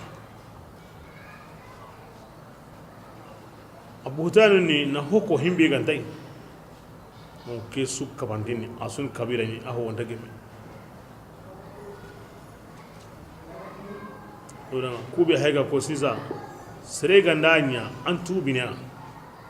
ngana sere maganse an tubi angana sere hese an tubi anda ki wure utkatai an tubi anda krimo be gantalada an tubi anda awa angiye an tubi wa tubu ke alla kallan woni su ko inda ra ke waranta menyana ni misali nga yalli awkine anna kona kamana nan dinda kinyanga wa manda kine kende honu di tubu ngo wasine ando Allah hore gahe nyonki gahe na bure gahe honu di nam kyo wasine nga anna kafar gismunde nya kamanda anati Allah anna hulani manse ya ha maka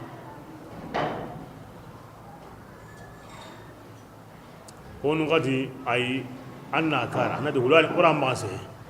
haranga ma ka da himbe gadi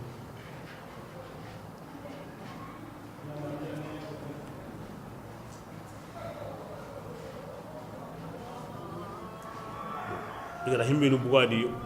o hinu ni bu ama sendendi ora kun kono dangi on da se hengilo ndikin gari bismillah واتقوا الله akanu allai agana ma senden to ko إن الله karatu allah taala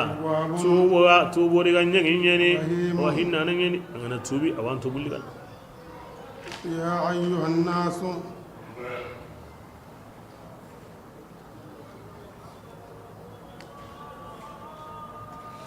ya ayyuhan nasu ya siru jama إنا agu tunganga ora taga من ذكر na abu yugu bani ni abu ya garbani oso mado habi oso وجعلناكم kebringa kama me manse kama me hese kama ngini me ya kama me awaka kama me butuburu waja'alnakum odankum sirunya شعوبا dambu sankin donga ado وقبائل qabila nunga لتعارفوا wada kenya man sabuda li ta'arufi agana me durantu wada kenya ken sabuda awre jagan ngaso meya agana agan ngurugi me yimendi ay a haytan ando serebe go mado habe alla gana ngara kamundi na wana wala wurrande ango wasunaywa ango nyagunaywa ango soynaywa hakada da kenya kemo ban adamar men summa bane o zuha babane kemre me tuye nya sabun Allah garo nya kun an na to no sirengo baka amaru habe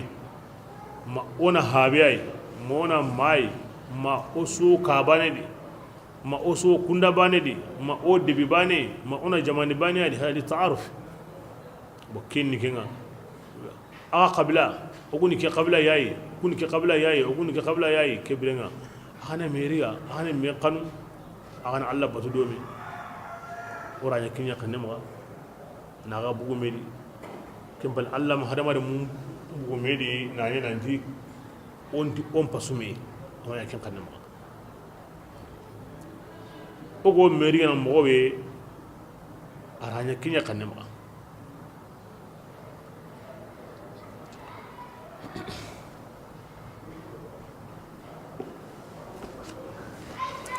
bismillah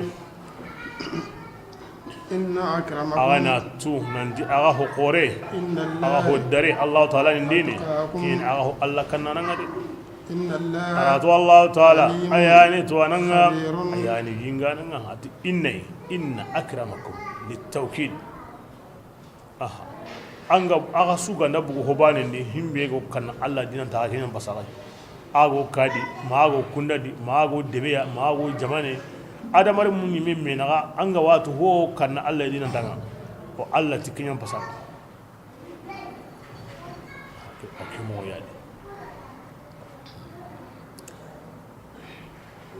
alkama maka wasa kota bilal gara awa e hoyan kiri misiran kiri sai to alkawa kama na sallan kiri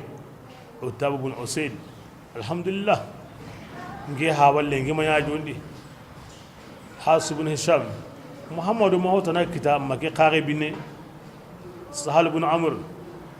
ati Allah ko ya hinni hinga aganda himbe la murta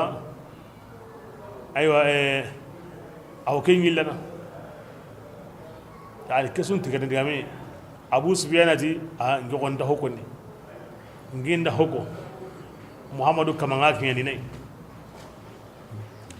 alhamdulillah lengi manyin bawa jodi yani biladin seto alkaba kama tiyo mangan grino ngi hawa kari karabire dere hisham gallige muhammadu mahot lakita nawrana kiya maqaribine yani sahal alla gana himbe illa murawa illa kin palle ikiro yana kamo biladin seto yere tiyo kinya abu subhana ngi goni ngi kanna ngonna himbe ko aka manga ko nada to nyan aka manda kara malikalli Allah farin da kuma kin faqati su jibril na kada ari qiri ni tirni yi to nyen ora ko kini aya ke yan kasabun imbin ne kullen ne qurashi ya ni arabu ya ni kentane Allah da kin ya li ta'arafu akramakum inda Allah atqakum ke ko te kunya kan taken an kulleni ni arabuya ni makan kenye ni quraish nye na burengi maga na nego kontontonga aro hallankonga na ni almadaru ala taqwa alla kanne allati igel hina kini osubu yugubani aro ya garbani hindi alla farenda amundu bani bayal maga aywati ina yagar kiniya iti alla fare anga orin yagarun kini an ko horonton kaywa wasu watu anna gamde awa alina yakunu abu hindi ko ayan yanka kome horonte aro sebe ga manya kome hina kufu ya lema wona so ambana aga horo bane aro himbi ga manya kome hina ya lema gondi aso ambana islamin gani akramakum inda allah atqakum kina yan asabun we qais ibn sabit ko da yi woni wota daga ni sutinda honne san to gondi ara yi gonpai ati hulani remen kawotinin ke daga ni tingen sute ara kiri ima to gonga ken wurin ni a magani himbe ya araba ummati me makum ya garlemiya ne wa haka amma kiri hawala kiri mai hulani yare hulani re min kala dingira tingen sutte honne intaw yani anni gay quoi islam on palle kiro kinta tawno khore bandi ke go ni gen sutte kinti ke ligne tawranga allah farinda mo allah farindi kona ke ko sabitu ati allah farin gana ko allah farinda ati sabitu ati nam ati jamage hay ara jaman pay ati sabitu anna mani wari ati allah fare ya galla ko nyugon kulleni honu bineni honu dumbeni ati nda kawari jamage atani ti kunnu ngati yaho ati sabit angara ya galla ko be wari aho binne aho kulle aho dumbe anta haso aho hoy mati ango kanna allah dina himbe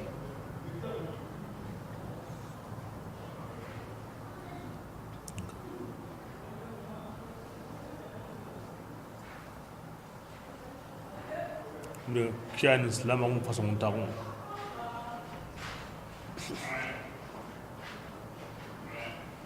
Allah di on pasumi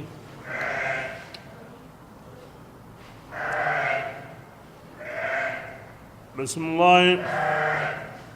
قالت الأعراب adi badi yang konti آمنا ki yang hono adi min bani asad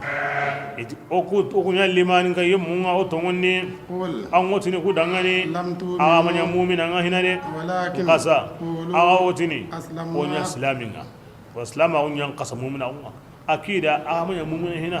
qati onya islaminga ولما iri يدخل الإيمان ila ni kawai sine ngeni madina iri dunya islamiya onya mu'mina hina da fi sirri gundondi i jaman gabeni tagendi mo ngeni ira debeliri na kilun su bononoti merendo nyagamin terunga anya sabui sakan jonkon koto sogobanga worni alla farenga nelenga worni alla farenga ori to duya on dugo mun kamma aywa orore munulli odo korelli oro diba kulli ko kuma ngaja ko mi hulani na ko garanya mogobe ko kuma sigan kane ko mi hulani na ko garanya mogobe si hemma ne mani na alla fare na warati ado ana hokkiniya aywa ayan yanka akira ngani ti o kunya mu'mina ayati ma mu'mina hina indi on islam بسم الله ولما يدخل الإيمان لما ننقى أمره في قلوبكم يصن من هنا إلى الآن ولكنه يتبقى منكم آمن مؤمنا هنا هرج اللي أقولك من هذا مقامنا هنا مؤمنا تا الله فارن تجرني مؤمنا تا تني الله فارن دونكم aha so wangan ku ni lingan ku an to ko Allah faran balleya ay me ya wanga am won fam dinga ma lakin mu'min sire anda himbe nya ko dabe bismillah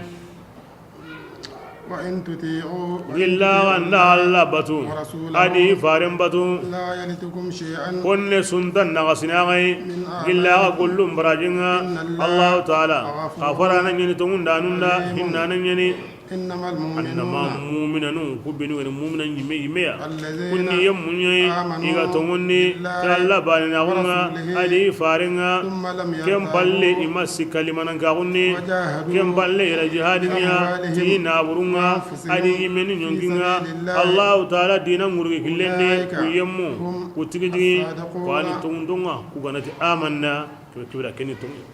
ngakema anku makenya hina anya islamiye a gure mara da kinga a nyungi matuwa da kinga kibiringa a gama diga jihadi hina bismillah قل ke balle ati da ngani أتعلمون الله an kunyana Allah karamun wa a ga dinanga والله Allah ta'ala يعلم ما akaw hondu في السماوات kinga kamunundi وما aw hondu في الأرض kinga munyendi والله Allah ta'ala عليم tuwanan yani بكل honsu شيء. honundinga yani ke ko an ga tuse faringa bane an tuse Allah atuallimuna Allah dinakum bidinikum yini Allah faringa da o kuri o nya mu'mina nga oro remulli oro naburulli oro toduya o mangaja ina ko ni ko da Allah fare mi akko ni Allah farenda nandu koy Allah farenga ngeni kay dinan di gon ko an randu koy Allah Allah do fare komenta Allah katana manga dangi do farenga anga tuse farenga banan tuse Allah anya ante jabo amad selan kunyana an kunna faren tun ya dinan illa atu allimuna Allah bidinakum an kunna ga dinan ya kunni Allah ngeni islamiya ngeni mu'min Allah ta to me ga ma koy Allah ila koy fare nyangara hoyu gunya farenga bana kan ta gemme ako mangara Allah yi angara himbe nya faringa go gemme ako mi angara nya Allah yi atu allimuna Allah bidinikum bismillah يمنون ikun wa waratindini anke mawlamin kamma يسلمون nanti kunya islamiya nani mankanya magri qotay ma war islam agundi irni kinya waratan kamma wa قل an watini dangani لا تمنوا islamakum إسلامكم kama islamakum ratindinya kamma sa بل awara Allah ta'ala يمن ayam ponnan sira gundi aga kamma أن هداكم aku sagaran kun kanda بالإيمان na garundi islama gundi إن كنتم an kunni in صادقين kuntum sad aganda yutungundi agati amanna tungunde Allah an sura gada nan ku saran kunya mu'minanga gilli birahanandi amma to Allah suran kunda anya kuma kinne manya kufa kama garinge wartike bismillah Allah ta'ala awo tuini kambadum pomondinga arungunyen pomondinga Allah ta'ala no Qur'an danan yani ti hoya ya'malu ta'maluna go kingullini do kun jukunu odo Allah falen naga odo me naga aha ra jupa ti jukku suro mo kapa Allah farenga ndi kenga na suro bane ken jukuma kapa Allah aral le garni kala tikendi gambani ono jukku surondi kapa Allah farenga zahirin do batinin sul kenga na bane jukku suro kapa Allah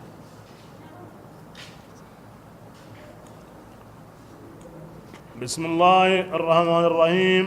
بسم الله الرحمن الرحيم قاف الله أعلم بمراده بذلك والقرآن التي كنت قرآن يا المجيد كن القرآن كلام دينا أجابني مني ما آمن كفار مكة بمحمد صلى الله عليه وسلم كنين جابو مكة كو إما تقول دي هرسة القرآن كيدا إما تقول دي الله فارين هرسة بل أورا ati عجبوا makan kon bayga kai أن جاءهم nanti منذر gongonda nan lalli kunga minhum yimme yugo kyani kun kabako o yimme mesere kenno gongo to gama dunge ti awa o bini a kere kun kabako mo asiri فقال الكافرون كذاب ورما كان كافرين دي اتيك غونغوندي كني هويا كني كبا كونتيني دي أإذا متنا يالو كن نكرا كنا oku ganya ترابا sejuranga okuna sage qari ذلك sejuran nan sage رجع keni saga moya بعيد kella to hakare ngade ina kya kodde kikani sehenga aha bismillah قد علمنا ما allati dangani ti wallahi oku tungan hontu تنقص munyenga kenna gasiniya o kentu munyenga o himbe yigana o watu na himbe togono ajubu zambe o watu ikunta kento yuma simana wa kunna turaban to osonya na senga allati qad alimuna ma tanqusu al-ard minhu munyengo himbe baki o watu gillire ke da nyamatu nandi hadamar mesugo no hoygo wandi munyenta kenyigana qoron kotte ke yimmel lagaru awno yen hadamar men sogrega kenta motini munyenta yigan qad alimna ma tanqusu al-ard minhu munyengo himbe nagasini har kahirin watu bismillah wa indana kitabun adu sahande wo kunindini ara honsu tanga honsu himbe ganya adu himbe go kamananya adu himbe ga worninya asu ukutla gollinga asu sahande mo بل awala كذبوا ikum bayga garangudo ti tawnyayde kenni mon qur'ana ga ti angana karango wundi ngana karango wundi de لما ati ibara ibirambe جاءهم tungu ke gariya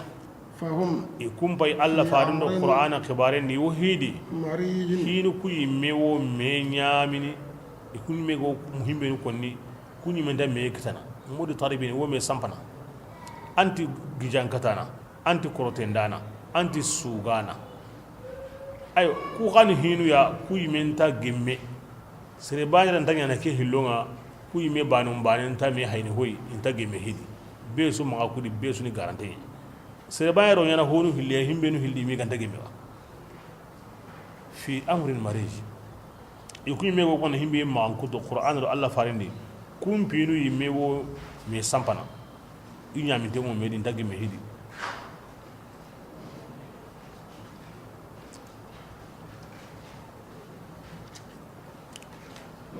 bismillah أفلم ينظروا awalam yanzuru yallikum ma hayindiwa السماء kammundi فوقهم kammu kebe gawidu kammunnaga ne kem payde كيف moombe بنيناها ogara taga gondamahi an gaji wuninde lantanyana an kammun paymani وزينا oda kammu ga suran magati sanunga وما من فروج amanya gilli bogo raqaya kingo kamunda de والأرض birenyu wa andi gondamantay gira hay bogo raqantay no kullahu dentay no kunyengen dentay ama bute hina wuce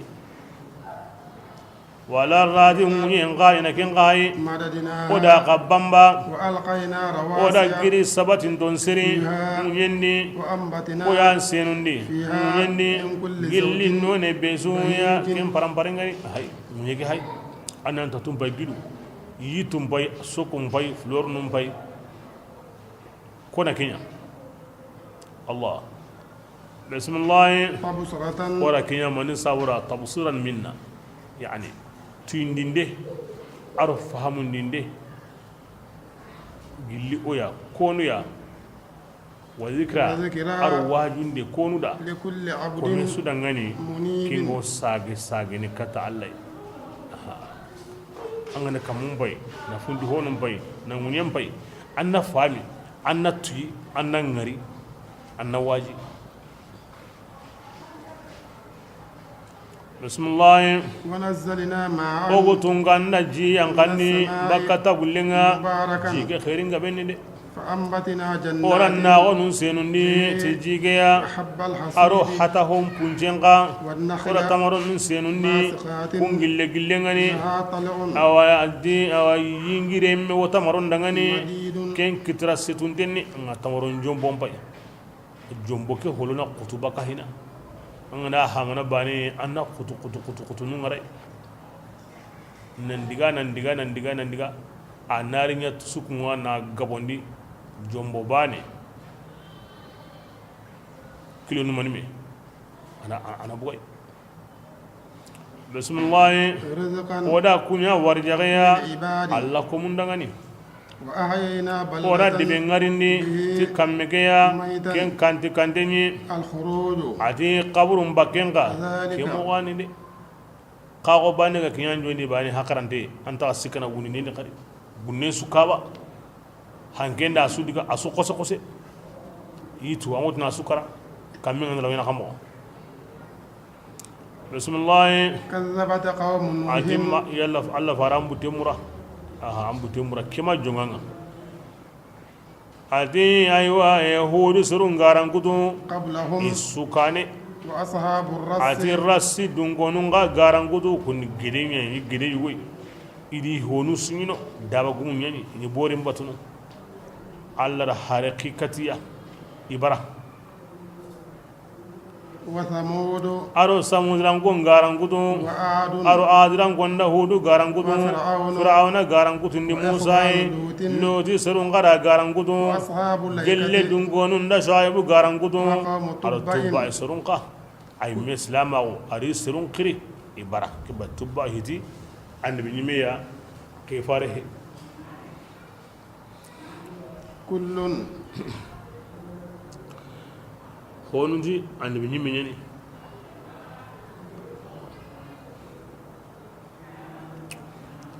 atoni miniti as'ad akina yenni abu qarni al-akhbun min tubba al-himyari bismillah kullun ati kusuka man denga kuda harun garan kudu quraish ngara nya mo be allah fare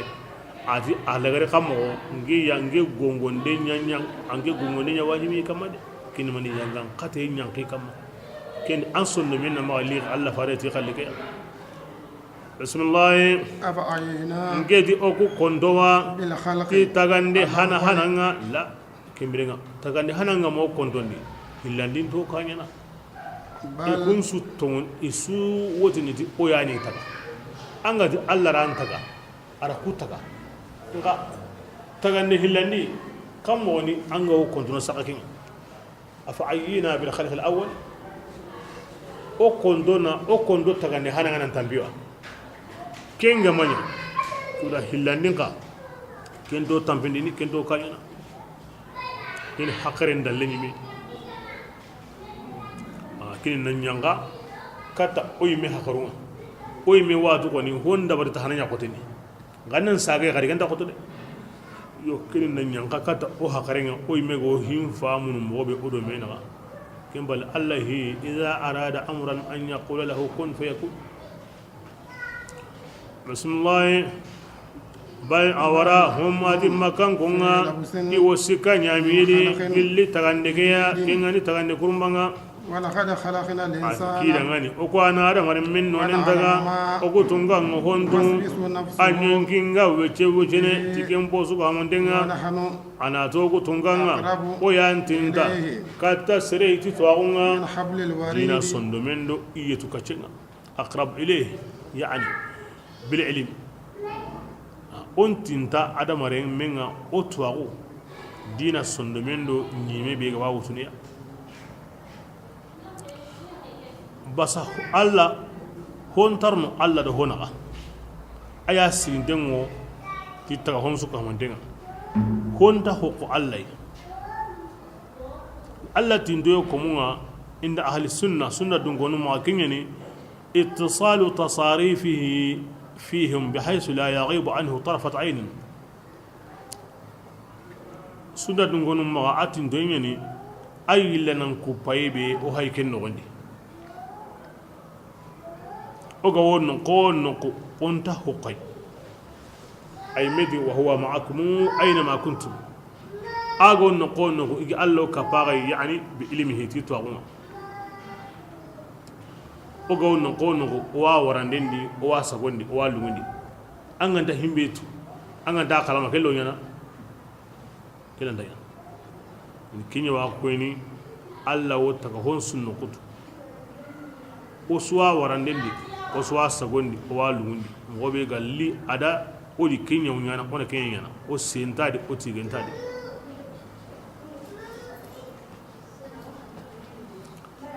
bismillah ati biren simma يتلقى المتلقيان ati akhu thabbit gemalle ma o malikanu billiga me gemalle ma wono قائد hadamar ogati oda ambatte ora ko hina kitabin mo maga aw honsus ara honsus hana nyama honsu wadi kena buno taga ho ango ho urnan pakrendi o kwatu billaga mari aga ndare ka o watu anga nanya anga manya o watu wa qasimiga yani aran kanu nike hina aro manitana atuqa malikan mudambati ini yatalaqa al mutalaqiyan malikan hilli be ga wudambati kunga o me nyina nga wakati be simme kinga nan kanu de simme kinga nan kanu ko me ga nanya balo nga bane ku maliki ho malika hillo me nyina inta an patalle maunu makota be anyu hinga bu urambate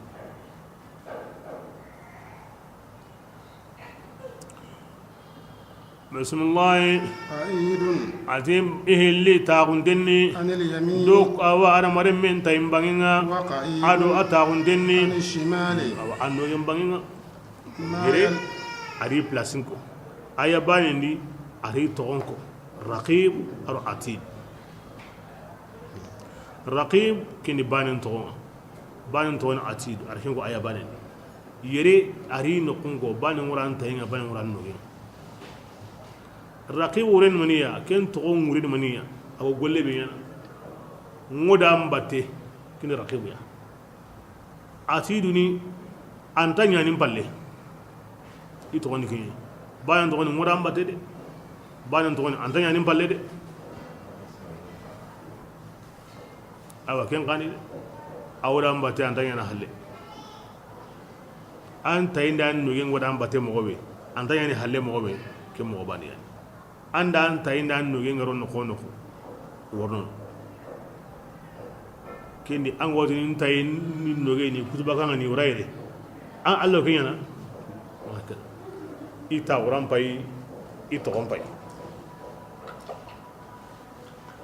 Allah kum qorun kanu mani kun kanu Allah gar himbe ko ke hekane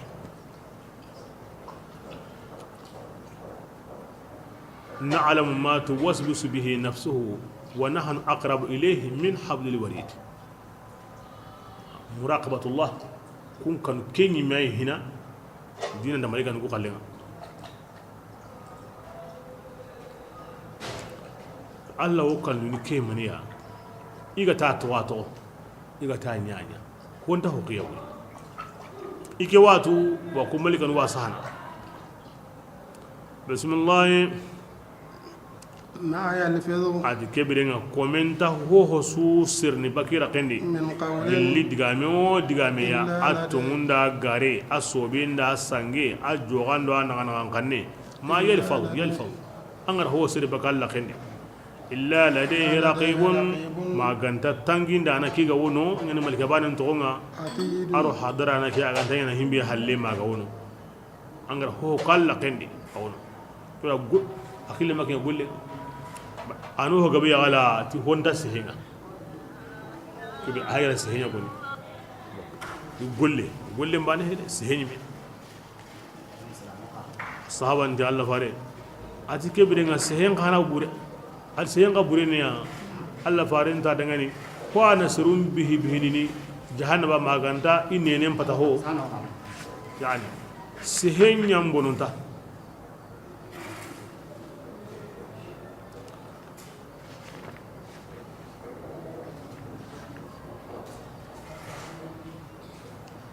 bismillah وجاءت سكرة الموت oti wodo serembate na wodo serembate ka anta komi Allah subhanahu wa ta'ala aganta serenga centa ngana kana ai Allah ntatini kama kenya mei ai mego kenya noya serenga yarno jogani intaro ndambate ka hullema on pakati anta yani jori islamin kana janaba nga wanga ma yanki inta tuduna iyo ame amal libere ay ken no gondi angana himbe ko angana himbe nya iwa tunu angana bugu jogendi iwa tunu ka hulle ma on balle janaba nyanka halle iwa tunu bira'ihatiha ko katime ko tay ndambe be gani iwa timintu bati ndambe be gani iwa timintu wasa nga inda hadamare men pakken bono nalu dambate kunno ku sagam do dakinya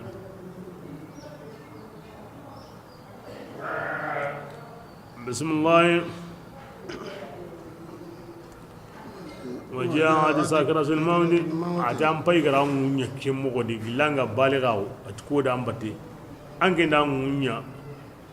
كلين سكرام باي كراو بالحق كنتونيا كده دي سري بيجي كمان نكاري أي مرا وري إياه غينا نند أرجعنا هاي يمين باي مالكان باي أي مرا وري ذلك أتيك كلاني هونا أنجن غني أو ورنو أو قلكين كلادي عند هونسني أني جوتناي أني ورناي وكلك هيك كنيدي أنكين قندا تتيجي كده عندي كلك يعني أكنيدي كبرنا أمبايا كرا كمودي أنغرا هو نيا أنغرا هو كو أسوسا هندمون كللي ورانتا كسرانتا أيوة هاي ونفخا يا فوتني كلينيا إدغالندي إلى كبرنا لاغرق خبروا ني بوتون فوتو ونيندنيا ذلك اتي ونيندكا كوتانا يوم الوعيد awati futenden kota kiyani wundinen kanyina kota ngade وجاءت كل نفس adike kota nganyongi beso hay gari معها سائق kata jama ka humaranga ado malika futundana wo meya وشهيد ado shedanulli awa akitunyina shedanunga aratanu asuhunu kinyina shedanga beso shedango ankite anta an suhunu ndake ko ngana riga ngandiga so ko ara wutu do yonkola an ngarin tawo kinga nyamo be kalle nga nyamo be kalle ke ma kunta min hutahid an yurnay an qurenay an kanay mara manusro o kinga ri mo be bil haqq fut butu mo futene ke mo godi wunde mo na ke mo godi bismillah لقد كنت كم بعد ودني كاهرين دا أنجني دونادي في غفلة أم غندني من هذا أيوة كيد فكشفنا أو غطاءك هاي غرا قفاري يمروي عنك bakanya renga ke gilli kallenga ranga anga da himbe kuta ora kuyanga na ora lenki anya gawai فبصرك anke ngoni ya renga اليوم alenki ma حديد aken kuntenni de harimere angara ho kuta anda suwari keta kamo to ngare يعني أني خبرنا سعي اللي كلين كماري كين نانغني نهني بسم الله وقال قرينه كي غندنيا وقت كي ملكا بيغنيا سنن لمانغا كين قوتني هذا ما هم بايكي أتيد أغاوين كين ديني أطيدون أحضر ديني أنت لاتينا هم بيغنيا ما هايكي أنت لاتو هايكي ملكا بيغنيا يقول لين سهنا أتيدو كينا بريزنتي هايكي قريب بيا هيك عند لاتي بسم الله القيا قرا سري سري القيا كل قركاس قرا كافري بيسو سري سري جهنم بني كينغني قنن قديا مناء كينغني كبندانا نيا awa khairin dangani kengani yadanteya sikka yemmegani dinanni aken kahiribe agara kamane tana batun kapa Allah ta'ala kengani kamane tanai فألقياه inari ga nasiri yangan qatayni ken qotengani قال قرينه asonna lemman kana dikin shaytan ga keta ربنا ya kama ma ta'aytumu ngima samundi de angi ma samundi sai makin angi hina ولكن ربنا أرنا الذين أضلانا من الجن والإنس نجعلهما تحت أقدامنا أكين كانوا كي يقولون ما طغيته نجهد ولكن كان غايم يعني في ضلال أن يسمني كم أو كين قال لا تتوم قال الله أيان إنسان كندي الله ناتي كبرنا la taqtasimu kama mekiti ndi لدي nge magayire anke ayani o am aheo mni o mpeo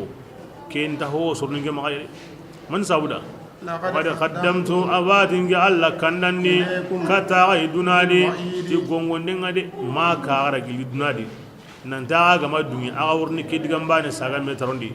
nda ko amako kibrenga me jaraginde an har bana sulu ma yubaddal alqawlu kibrenga digamen ta haragini ya alla ni de ngatanga ma tumme nganda liga awa kibrenga an gulliga sade an ta haraginde wa ma ana ja Allah ta'ala manya tunya munde tunkaya awan ko munde يوم aliko tan simma Allah gatini jahannaba dangani المطلات ana khamo an fagwa wallahi do be kinanga ngati annaga mun din awan mu jahannaba haka awa adamare men adu jinna aywa an fagwa kakanu ken ko tan murede وتقول kenganda nya jahannaba kanati من مزيد kebirenga kotnaro kapingeba istifham tahqiq ay mira yigane ngini serenga ay mira to ayi ahago aywa ambago ko tuimbali tirne ho himbe dankana unga amma ken totni ke tirne menyen kiya ke gawdin hal min mazid hodna ro kapingi garwa alloranta ngi garibo yiwa ambago alloranta ngakari keni at-tafsirin himbe ne sababa onu alla ora tirne ni taqiq yalli gal lahidun gina ngam paka am pagwa hal min mazid hono na ka himma gawa hogo lite mahagu to kisuni kanunta kiso siren kanundi jahannaba mpagu manti lorantiya komen kanu kuninga takenda walli kendi de annan kanu kendi ma jahannama wotini hogo no la ka himma himbe go kapai ma himmino ga wari nge wari min tari komen nan kanu kendi ne hili ho hoya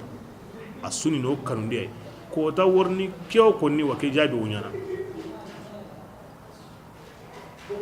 tafsir no ben gono asu jon kontengo de hadisu ni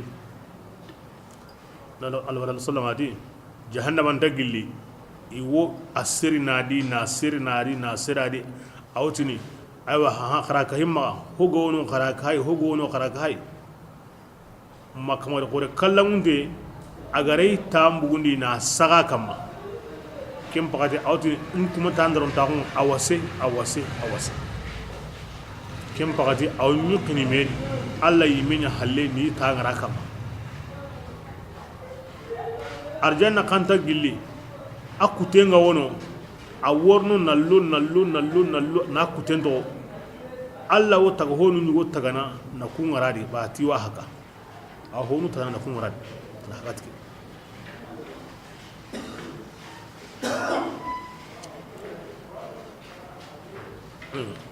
ko hadise men hiliwon isoke amana matunun tabana ngam madimun sumbana andi jahannaba anta haka ma alla gani tangara kama arjanna anta haka ma alla gara hono tagana kungaradi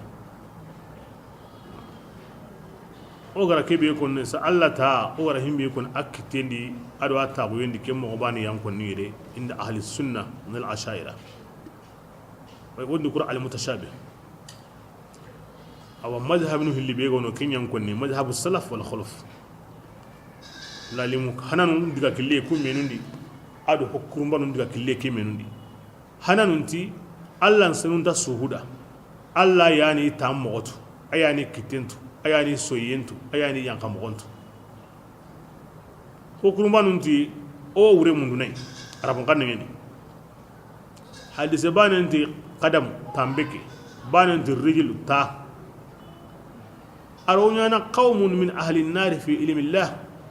سرون يواني يمبدون كونو يعني الله يميويتو جهنم انتحكا ما غرقون سرو يا رادي من ساودا أرام قانني القدم والرجل يطلقان في اللغة على العدد الكثير من الناس عرب نموتني جمع قبندا القدم ودن جمع قبندا الرجل تا أرو تالها ما يسربان سانو هندي أنا جمع أنا هوغني أو كفنولي عرب نموت جمع كليكيا كبرنا بالتأويل فترنا أن قومي يقول أنت هكا ما الله غندا كي جمع قبيبي gongondenga woti worono manda kutu na kullare wati be kemira ma haka ke facari qabe hayge abdullah ibn mas'ud de amen gono kingo ke sembendi ti jahannaba kompentano surumuntano merengumantano wagandengentano ma akaman togon sahantenga way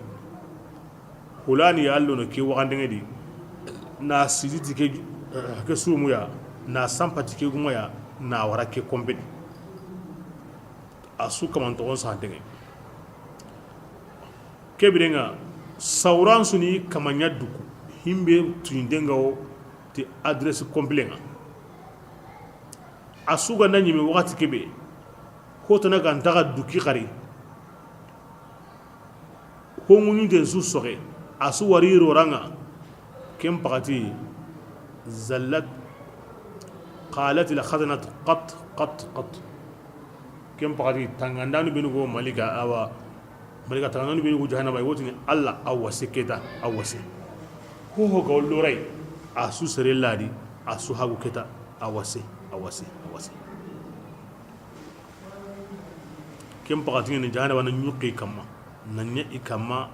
bihiye baneya bas anta hoddu ko kare kenga wornidi o keni digambani eti kare orawa fatarni talhando ta kinayatun anta jalil jalal alaiha arawnyana tora wangayinga kamane qore kallangunde aw bangene jahannaba kamma awol logono na liri na nyuki medi magati ke wase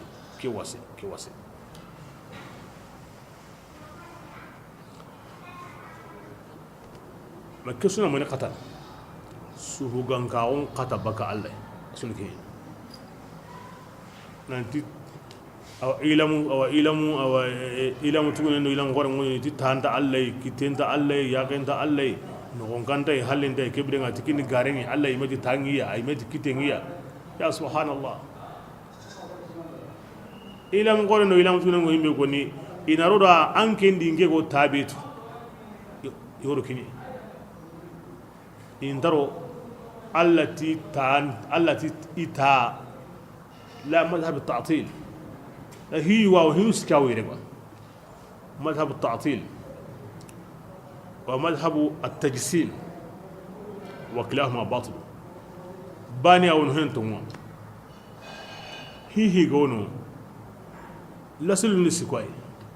مانغرا كينيتو انا تيانو سهين علام بيندو مانغا لسل نسكاتو هي سو غونو المدار ارا او نهنو سكا كما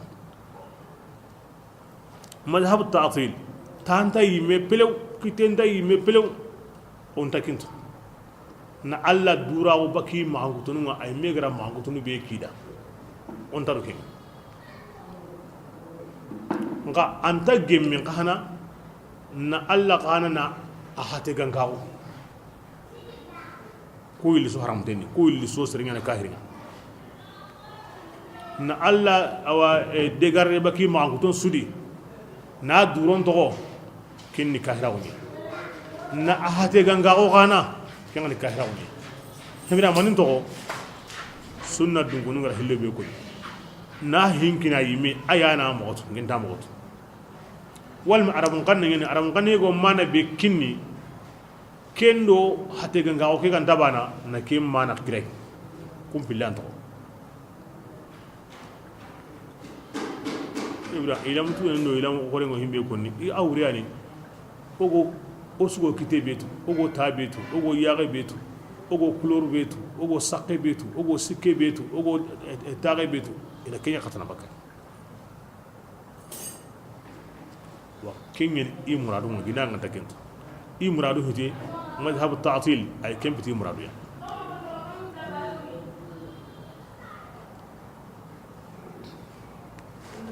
الله سبحانه وتعالى لا يعطل في أوصافه ولا يجسم سبحانه وتعالى أما يصفون أما أنكتو أي مات من يقولون الله دنكونو مغا سنة دنكونو مغا يعني هم بيفهموا كين ينكم يقلين عادي أنا أبوكين كم مدرون عند فتاة بسم الله وأزلفت الجنة أو كمانا أكنولي لاهرة نارين تاو مغو وندين كوتا أو جهنبا الله سهيمدا أديك كوتا إهاجر جاء الجنة تندوني الله كنا نندغني حرام تلاتيا إياه غوي حرب إياه غوي نتون نقصي إياه غوي الله دونجي جليك أو نيونجي مبغرا أيام أرجاني بسم الله هذا ما إناتي كان هونغا إغراغا نينا كينا دوناني كل أواب كيو ساغا نانيانغي بيسو دانغاني أغا تانغاني أو إمغونغا هوسو هوغا ساغي كتي كمانغا وغاتسو أغانا غولي برينيا أغو ساغيني أغانا غولي برينيا أغو ساغيني أغو ندي غرامباي أغا تانغاني الله جنغونغا الله تامغا همبينيا أغا تانغا أمانيا أغرا نيغا أساغي كتا الله توبي كيبدا كوندي غرامباي بسم الله هذا ما إناتي كان هونغا من كوني كينغا كون أواب الحفيظون كني يمني خشي على الرحمن الرحمن يا بالغيب هي مغنتندي أما الله ورد أما دي الله ورد أما أرجانا ورد أما يمبين ورد وجاء كبرينغا أكمان بايغا كيني بقلب أريتي صندوميا منيب كينغا جونكوياني الله باتيينغا كبرينغا كيني المتقين ادخلوها إناتي دغني قارو أرجانا كيني بسلام كسنتينغا وكانوا هونسو كهمانتينغا والما مع سلام كاباكسينغا ذلك أتي كيلوي يوم كي كوتا الخلود نيتوني دوما ين كوتا كم بالله كي كما كو سيرندا هو من هنا أرنا كينيو دغني لهم ما هون أرجانا دونغونوندا يو كين قانونو أرجانا ني ولدينا مزيد وجي دارين قوو ما كوي كوتنو ما نا كوكي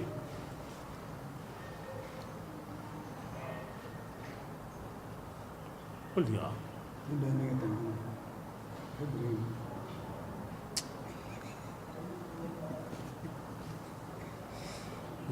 وكم كوتنو ما نا كوكي على ما عملوا وطلبوا اوه كني يي مكن غولي اوه نياني دا يمكن من كما سرنا كامل بسم الله وكم anga wanda أهلكنا o gara kem balagi قبلهم ma wa makan gon kane من قرن gilli jamandun gonunga هم ati halaki honugo أشد بطشا iyan qoto ligande ya منهم dina makan gonga فنقبوا kebirenga khasege segenni البلاد awan qurandi debunni هل من مهيث geti halaki honu ku yugo domi wuru hina progoto a halakin tirne nya gama ya jodi o domi konu halaki illa murnu hina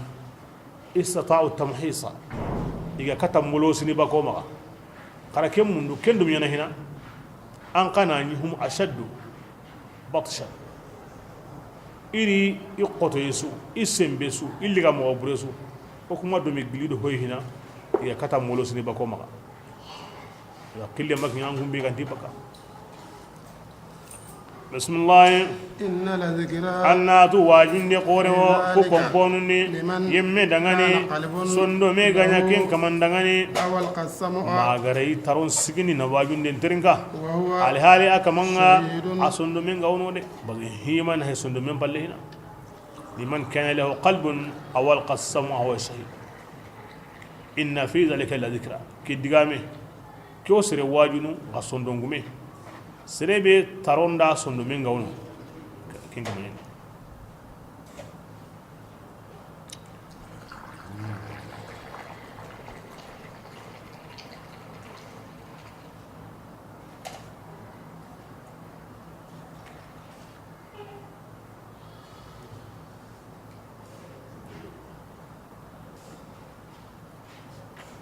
بسم الله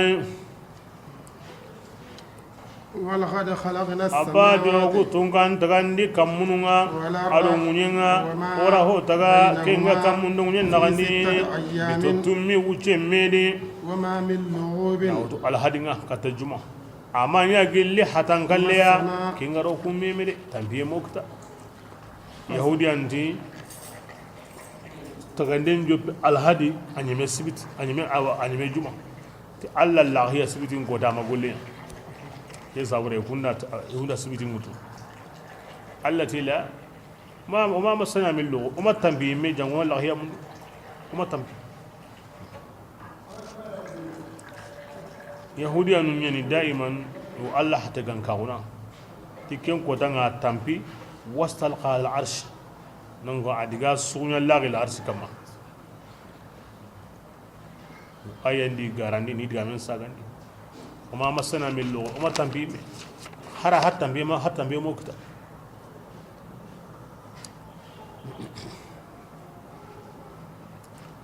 بسم الله فاصبر يا رسول الله أن صبري على ما مو كما يقولون كن هو كن يهودي عنده كنتنا صبري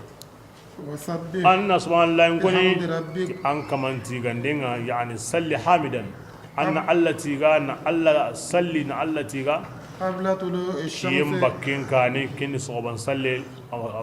أغني صوبان صلي وقبل أن الغروب نصلي نعلى تيجا نجام نكين كنين كاني كني صلي هنا الله أسرع ورنونو وسبحه أن الله سنون دي قري صلي دي أو ورون دي ناتيجا كني صو هندو صوبانا وإدبار النجوم كم وانا غسانون غدا وإدبار حل السجود أو أرسلهم باللغة سجودهم بالله أن الله سنون دي ناتيجا كني مني ناهلا نبي نغني سنة ناهلا نما أو الرواتب أن نكون دبري أرسلهم بالله سبحان الله كنون قهنا وبكيوم وكدي الله الله صلى الله عليه وسلم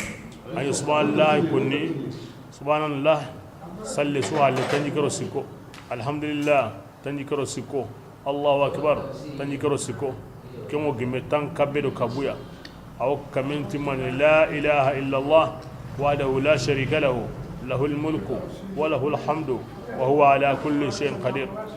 يسربي غندي كينيانا وغفرت خطاياه وإن كان مثل الزبد البحري يواك من نجي بنيا هنا حران دي هنين ويوميا كم وبان غني أو الرواتب نقهنا أروا اللي كون قهنا يمكن صريحا كان نغطو لغاسرا أو أهل نغطو لغاسرا كان نغطو وتروم بالله هيلو كتا تمي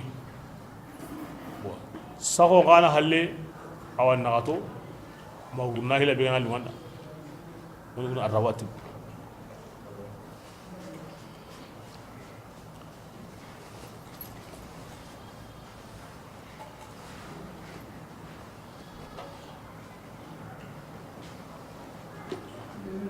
سريحنا بالله نغطو ada kanin nagato Allah asran kanin nagato sire be gana dunu kama Allah hinni nanga kontando arjanna naga maganta kalle sire hanan kani arkanun nagati ahalle arkanun nagati la asran kani arkanun nagati sire be gana dunu kama Allah hinni nanga naro lagara kontado arjanna naga maganta kalle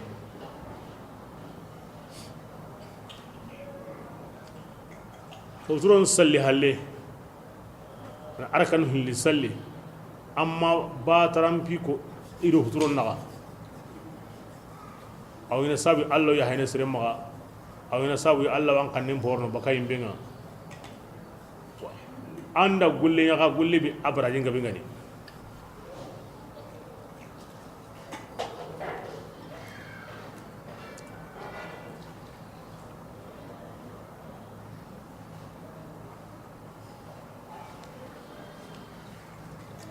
سرينا تتي التي فصبه بحمد ربك عما سلكني